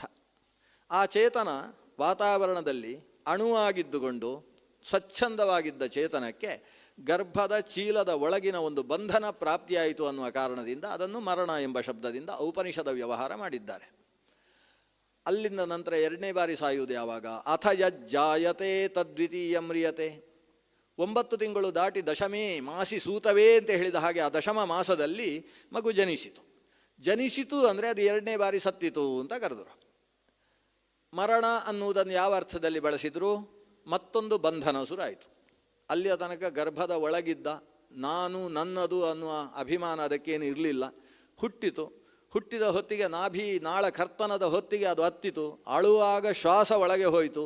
ಶ್ವಾಸೋಚ್ಛ್ವಾಸವನ್ನು ಪ್ರಾರಂಭ ಮಾಡಿತು. ಶ್ವಾಸೋಚ್ಛ್ವಾಸ ಪ್ರಾರಂಭ ಮಾಡಿದ್ದೇ ತಡ. ಅದಕ್ಕೆ ಯಾವ ಕರುಳ ಬಳ್ಳಿಯನ್ನು ಹೊತ್ತುಕೊಂಡು ಬಂದಿತ್ತೋ ಅಂತಹ ಕರುಳ ಬಳ್ಳಿಗೆ ಆಧಾರ ಕೊಟ್ಟ ತಾಯಿಯ ಮೇಲೆ ಮಮಕಾರ ಪ್ರಾರಂಭ ಆಯಿತು. ಇದು ನನ್ನ ಅಮ್ಮ ಅಂತ ಅನಿಸುವುದಕ್ಕೆ ಶುರುವಾಯಿತು. ನನ್ನ ಅಮ್ಮ ಅಂತ ಅನಿಸಿದ ಮೇಲೆ ಅಮ್ಮ ಹೇಳಿಕೊಟ್ಲು ಇದು ನಿನ್ನ ಅಪ್ಪ ಅಂತೇಳಿ. ಅಲ್ಲಿಂದ ನನ್ನ ಅಪ್ಪ ಅಂತ ಅದಕ್ಕೆ ಜ್ಞಾನ ಬಂತು. ಮಾತೃದೇವೋ ಭವದಿಂದ ಪಿತೃದೇವೋ ಅಂತ ಶುರು ಮಾಡಿತ್ತು ಅಲ್ಲಿಂದ. ಆಮೇಲೆ ಅಪ್ಪ ಹೋಗಿ ಶಾಲೆಗೆ ಸೇರಿಸಿದ, ಮನೆಯಲ್ಲಿ ಹೇಳಿಕೊಳ್ಳಲಿಲ್ಲ. ಆಚಾರ್ಯ ದೇವೋ ಭವ ಅಂತ ಆಮೇಲೆ ಆಚಾರ್ಯರು ಗೊತ್ತಾದರು. ಓ ಇವರು ನಮ್ಮ ಅಧ್ಯಾಪಕರು, ಇದು ನನ್ನ ಶಾಲೆ. ಮನಸ್ಸನ್ನು ಇದ್ದ ಕಡೆಯೆಲ್ಲ ಹಾಕಿ ಮಮಕಾರಗಳ ಬಂಧನ, ಇದು ನನ್ನದು ನನ್ನದು ನನ್ನದು ಅನ್ನುವ ಒಂದು ಬಂಧನಕ್ಕೆ ಕಾರಣವಾದದ್ದು ಜನನವಾದ್ರಿಂದ ಹೊಸ ಬಂಧದಲ್ಲಿ ಸಿಕ್ಕಿ ಹಾಕಿಕೊಂಡಿತು ಅನ್ನುವ ಕಾರಣದಿಂದ ಅದಕ್ಕೆ ಮತ್ತೊಂದು ಮರಣ ಅಂತ ಕರೆದರು. ಅಥ ಯಜ್ಜಾಯತೆ ತದ್ವಿತೀಯಂ ಮ್ರಿಯತೆ, ಅಥ ಯದ್ದೀಕ್ಷತೆ ತಚ್ಚತುರ್ಥಂ ಮ್ರಿಯತೆ. ಅಲ್ಲಿಂದ ಮದುವೆಯಾಯಿತು, 3ನೇ ಬಾರಿ ಸತ್ತ ಅಂತ ಅರ್ಥ. ಇದು ಕೇಳಿದರೆ ಅನೇಕರಿಗೆ ಅರ್ಥ ಆಗ್ತದೆ. ಓ ಇದೊಂದು ಸರಿಯಾಗಿ ಹೇಳಿದ್ದಾರೆ ಅಂತ ಅರ್ಥ ಆಗ್ತದೆ. ಅಥ ಯದ್ದೀಕ್ಷತೆ, ಅದು ಹೆಣ್ಣು ಮಗು ಅಂತಾದರೆ 8ನೇ ವರ್ಷಕ್ಕೆ ದೀಕ್ಷೆ. ಒಂದು ಕಾಲದಲ್ಲಿ ಹಾಗಿತ್ತು. ಗಂಡು ಮಗು ಅಂತಾದರೆ 16 ದಾಟಿದ ಮೇಲೆ ದೀಕ್ಷೆ ಅಂತ ವ್ಯವಸ್ಥೆ. ಆ ವ್ಯವಸ್ಥೆಯಲ್ಲಿ ವಿವಾಹ ದೀಕ್ಷೆಗೆ ಒಳಪಟ್ಟರು, ಅಲ್ಲಿಗೆ ಸತ್ತರು ಅಂತ ಅರ್ಥ. ಯಾಕಂದರೆ ಹೊಸ ಬಂಧನ ಪ್ರಾರಂಭ ಆಯಿತು. ಅವತ್ತಿನಿಂದ ಆಕೆ ಹೇಳಿದ ಹಾಗೆ ಇವ ಕೇಳಬೇಕು, ಇವ ಹೇಳಿದ ಹಾಗೆ ಆಕೆ ಕೇಳಬೇಕು. ಅವಳ ಸುಖ ದುಃಖಗಳಿಗೆ ತಾನು ಸ್ಪಂದಿಸಬೇಕು, ತನ್ನ ಸುಖ ದುಃಖಕ್ಕೆ ಆತ ಸ್ಪಂದಿಸಬೇಕು. ಇದರ ಮೂಲಕವಾಗಿ ಚತುಷ್ಪಾತ್ ಅನಿಸಿದ ಸಂಸಾರ ಷಡ್ಪದಿ ಅಷ್ಟಾಪದಿಯಾಗಿ ಬೆಳಿಬೇಕು. ಅಲ್ಲಿಯ ತನಕ ಇವ 2 ಕಾಲಿನಲ್ಲಿದ್ದ. ಮದುವೆಯಾದಾಗ ಅವನಿಗೆ ಚತುಷ್ಪಾತ್ ಅಂತ ಹೆಸರು. ವೇದ ಹೇಳ್ತದೆ ಶನ್ನೋ ಭವದ್ವಿಪದೇ ಶಂಚತುಷ್ಪದೇ. ದ್ವಿಪಾದರು ಅಂತೇಳಿದರೆ ಬ್ರಹ್ಮಚಾರಿಗಳು ಮತ್ತು ಸನ್ಯಾಸಿಗಳು. ಚತುಷ್ಪಾತಗಳು ಅಂತೇಳಿದರೆ ಗೃಹಸ್ಥರು ಮತ್ತು ವಾನಪ್ರಸ್ಥರು. ಅಂದರೆ ಸಪತ್ನೀಕನಾದ ವ್ಯಕ್ತಿಗೆ 4 ಪಾದದವ ಅಂತ ಕರೆಯೋದು. ಯಾಕಂದರೆ ಪಾದ ಅಂದರೆ ಕಾಲು, 4ನೇ ಒಂದಕ್ಕೆ ಪಾದ ಅಂತ ಹೆಸರು. ಮನುಷ್ಯನಿಗೆ 2 ಪಾದ ಇದ್ದರೆ ಏನಾಯಿತು? 4ನೇ ಒಂದು ಕೂಡಿಸು 4ನೇ ಒಂದು ಅಂತೇಳಿದರೆ 2ನೇ ಒಂದು ಆಗ್ತದೆ. ಅರ್ಧ ಆಗ್ತಾನೆ, ಮನುಷ್ಯನಿಗೆ ಅರ್ಧ ಅಂತ ಹೆಸರು. ಅರ್ಧನಾದ ವ್ಯಕ್ತಿ ಅರ್ಧಾಂಗಿಯ ಜೊತೆ ಸೇರಿದಾಗ ಪೂರ್ಣನಾಗ್ತಾನೆ. ಈ ಪೂರ್ಣತೆ ಬರುವುದು 4 ಕಾಲುಗಳು ಸೇರಿದಾಗ ಪೂರ್ಣ ಬರುವುದರಿಂದ ವಿವಾಹ ಸಂಸ್ಕಾರಕ್ಕೆ ಊನಾಂಗ ಪೂರ್ಣ ಸಂಸ್ಕಾರ ಅಂತ ಶಾಸ್ತ್ರದಲ್ಲಿ ಕರೀತಾರೆ. ಊನಾಂಗದ ಪೂರ್ತಿಯಾಗುವುದು ವಿವಾಹದ ಮೂಲಕವಾಗಿಯಿಂದ. ಊನಾಂಗದ ಪೂರಣೆಯಾಯಿತು, ಆದರೆ ಒಂದು ವಿಶಿಷ್ಟವಾದ ಬಂಧನದಲ್ಲಿ ಸಿಕ್ಕಿ ಹಾಕಿಕೊಂಡ. ಯಾಕಂದರೆ ಇವತ್ತು 4 ಕಾಲು ಇದ್ದವ ನಾಳೆ 6 ಕಾಲು, ಆಮೇಲೆ 8 ಕಾಲು, ಆಮೇಲೆ 12 ಕಾಲು, ಅಷ್ಟಪುತ್ರಾಭವತ್ವಂಚ ಅಂತ ಆದೇಶ ಮಾಡಿತು ಅಂತಾದರೆ ಎಷ್ಟು ಕಾಲ ಆಗ್ತದೆ ಅಂತ ಹೇಳಲಿಕ್ಕೆ ಬರುವುದಿಲ್ಲ. ಅಷ್ಟು ದೊಡ್ಡ ಸಂಸಾರದ ಬಂಧನದಲ್ಲಿ ಸಿಕ್ಕಿ ಹಾಕಿಕೊಂಡ ಕಾರಣದಿಂದ ಅದನ್ನೊಂದು ಮರಣ ಅಂತ ಕರೆದರು. ಆಮೇಲೆ ಕೊನೆಗೆ ಅಥಯನ್ನು ಮ್ರಿಯತೆ ತಚ್ಚತುರ್ಥಂ ಮ್ರಿಯತೆ. ಮತ್ತೆ ಆತ ಮರಣವನ್ನು ಹೊಂದಿದ ಅಂತಾದರೆ, ಶರೀರ ತ್ಯಾಗ ಮಾಡಿದ ಅಂತಾದರೆ ಅದು 4ನೇ ಮರಣ. ಶರೀರ ತ್ಯಾಗ ಮಾಡಿದಾಗ ಏನಾಗ್ತದೆ, ಈತ ಅಲ್ಲಿಯ ತನಕ ಸಂಪಾದನೆ ಮಾಡಿದ ಪುಣ್ಯ ಪಾಪಗಳನ್ನು ಆ ಶರೀರದಲ್ಲಿ ಅನುಭವಿಸುವುದಿಲ್ಲ. ಪ್ರೇತ್ಯ ಮಾನುಷೇ, ದೇವತೆಗಳು ಏನಾದರೂ ತಮ್ಮ ಶರೀರದಲ್ಲಿ ಪುಣ್ಯ ಪಾಪಗಳನ್ನು ಆಚರಿಸಿದರೆ ಅದನ್ನು ಅದೇ ಶರೀರದಲ್ಲಿ ಅನುಭವಿಸ್ತಾರೆ. ಆದರೆ ಮನುಷ್ಯರು ತಾವು ಮಾಡಿದ ಪುಣ್ಯ ಪಾಪಗಳನ್ನು ಶರೀರದಿಂದ ಪ್ರೇತರಾದ ಮೇಲೆ ಅನುಭವಿಸ್ತಾರೆ. ಹಾಗಾಗಿ ಈ ಶರೀರದಿಂದ ಹೊರಗೆ ಹೋಗುವಾಗ ಅವನಿಗೆ ದೊಡ್ಡ ಕಟ್ಟು ಜೊತೆಗೆ ಇರ್ತದೆ. ಅದು 1 ಗೋಣಿ 2 ಗೋಣಿ ಅಲ್ಲ, 4-5 ಗೋಡೌನುಗಳಲ್ಲಿ ತುಂಬಿಸಲಿಕ್ಕೆ ಆಗದೇ ಇರುವಷ್ಟು ದೊಡ್ಡ ಗೋಣಿಗಳಲ್ಲಿ ರಾಶಿ ಹಾಕಿಕೊಂಡಿದ್ದಾನೆ. ತನ್ನ ಕರ್ಮವೆಂಬಂತಹ ಪರ್ವತ, ಕರ್ಮ ಪರ್ವತಗಳ ಭಾರವನ್ನು ಹೊತ್ತು ಆ ಕಟ್ಟಿನಲ್ಲಿ ಸಿಕ್ಕಿ ಹಾಕಿಕೊಂಡ ಕಾರಣದಿಂದ ತ್ಯಕ್ತ ಶರೀರನಾದಂತಹ ಚೇತನನನ್ನು 4ನೇ ಮರಣ ಅಂತ ಕರೆದರು. ಹಾಗಾದರೆ ಮೃತ್ಯು ಅನ್ನುವುದು ಮನುಷ್ಯನ ಹೆಜ್ಜೆ ಹೆಜ್ಜೆಯಲ್ಲೂ ಇದೆ. ಆತ ಮೃತ್ಯುವಿನ ಹೆಡೆಯ ಅಡಿಯಲ್ಲಿ ಕುಳಿತ ಕಪ್ಪೆಯ ಹಾಗೆ ಇದ್ದಾನೆ. ಒಂದು ಕಪ್ಪೆ ಹೆಡೆ ಎತ್ತಿ ಕೂತಿದೆ, ಹಸಿದಿದೆ, ಸಿಕ್ಕಾಬಟ್ಟೆ ಹಸಿವು. ಅಥವಾ ಹೆಡೆ ಎತ್ತಿ ಕುಳಿತ ಸರ್ಪಕ್ಕೆ ಸಿಕ್ಕಾಬಟ್ಟೆ ಹಸಿವು. ಅಷ್ಟು ಹೊತ್ತಿಗೆ ಒಂದು ಕಪ್ಪೆ ಆ ಬಿಸಿಲಿನಲ್ಲಿ ಓಡಿ ಹೆಜ್ಜೆ ಹಾಕಿ ಹಾರಿ ಹಾರಿ ಬರ್ತಾ ಇದೆ.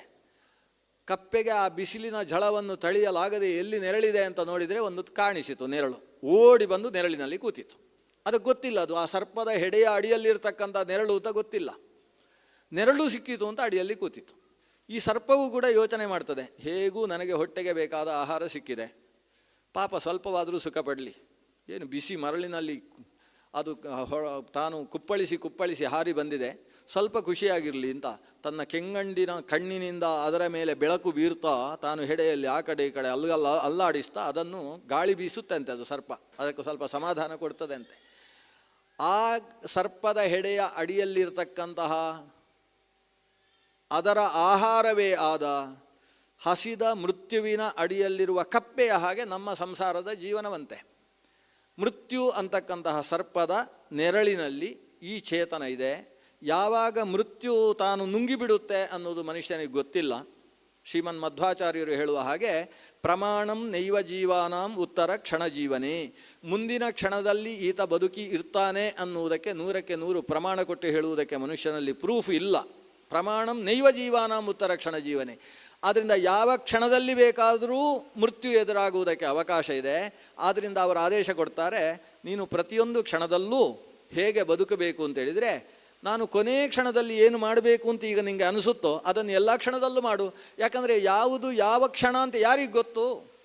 ಕೊನೆಯ ಕ್ಷಣದಲ್ಲಿ ಭಗವತ್ ಚಿಂತನೆ ಮಾಡಬೇಕು ಅಂತ ನಿನಗೆ ಇವತ್ತು ಮನಸ್ಸಲ್ಲಿ ಬಂತೋ, ಎಲ್ಲ ಕ್ಷಣದಲ್ಲೂ ಭಗವತ್ ಚಿಂತನೆ ಇರಲಿ ಅನ್ನುವ ನಿರ್ದೇಶನವನ್ನು ಆಚಾರ್ಯರು ಕೊಡ್ತಾರೆ.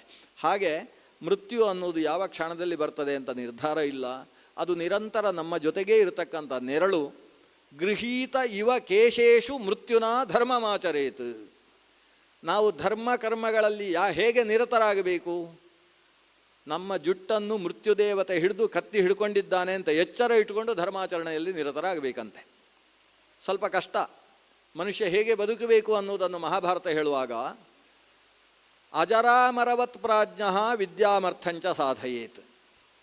ಆತ ವಿದ್ಯೆಯನ್ನು ಸಂಪಾದನೆ ಮಾಡಬೇಕು, ಆಮೇಲೆ ಅರ್ಥವನ್ನು ಸಂಪಾದನೆ ಮಾಡಬೇಕು. ತನ್ನ ಒಂದು ವಯಸ್ಸಿನ ತನಕ ಬ್ರಹ್ಮಚರ್ಯ ಅಂತ ಕರೀತಾರೆ, ಇವತ್ತು ಕಾಲೇಜು ಅಂತ ಕರೀತಾರೆ. ಕಾಲೇಜು ತನಕ ಅವನು ವಿದ್ಯೆಯನ್ನು ಸಂಪಾದಿಸಬೇಕು. ಕಾಲೇಜ್ ಅಂದರೆ ಏಜಿನಲ್ಲಿ ಕಾಲು ಭಾಗ ಅಂತ ಅರ್ಥ. ಕಾಲೇಜ್ ಅಂದರೆ 25 ವರ್ಷ ಅಂತಲೇ ಅರ್ಥ. ಅಷ್ಟು ವಯಸ್ಸಿನ ತನಕ ಆತ ವಿದ್ಯೆಯನ್ನು ತಾನು ಅರ್ಜನೆ ಮಾಡಬೇಕು.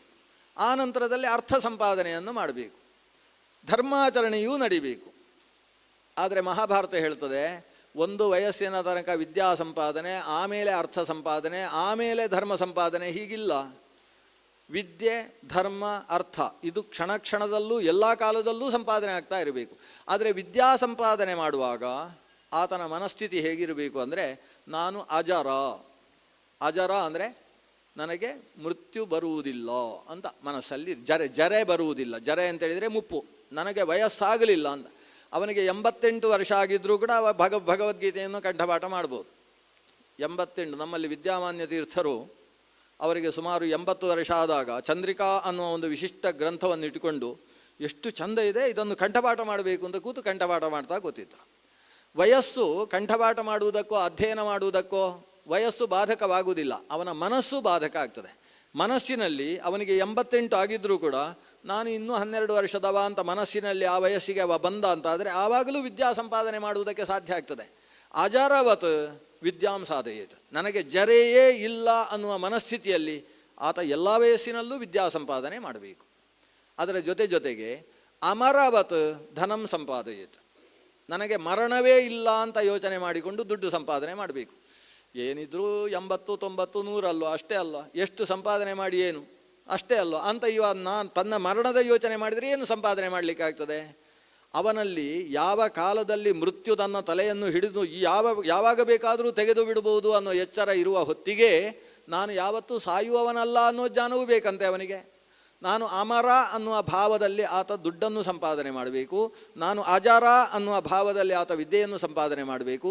ಅದರ ಜೊತೆಗೆ ಯಾವ ಹೊತ್ತಿಗೆ ಬೇಕಾದರೂ ಮರಣ ಬರ್ಬೋದು ಅನ್ನೋ ಎಚ್ಚರದಿಂದ ಧರ್ಮ ಸಂಪಾದನೆ ಮಾಡಬೇಕು. ಕೌಮಾರ ಆಚರೇತ್ ಪ್ರಾಜ್ಞ ಧರ್ಮಾನ್ ಭಾಗವತಾನಿಹ, ಭಾಗವತ ಧರ್ಮವನ್ನು ಅನುಷ್ಠಾನ ಮಾಡುವುದಕ್ಕೆ ವಯಸ್ಸಾದ ಮೇಲೆ ಅಂತ ಕಾಯುವುದಲ್ಲ, ಬಾಲ್ಯದಲ್ಲೇ ಶುರು ಮಾಡಬೇಕು. ಯಾಕಂದರೆ ಎಷ್ಟು ಸಮಯ ಈ ವಜ್ರದಂತಹ ಮಾನವ ಶರೀರ ಇದೆ ಅಂತ ತೀರ್ಮಾನ ಇಲ್ವಲ್ಲ.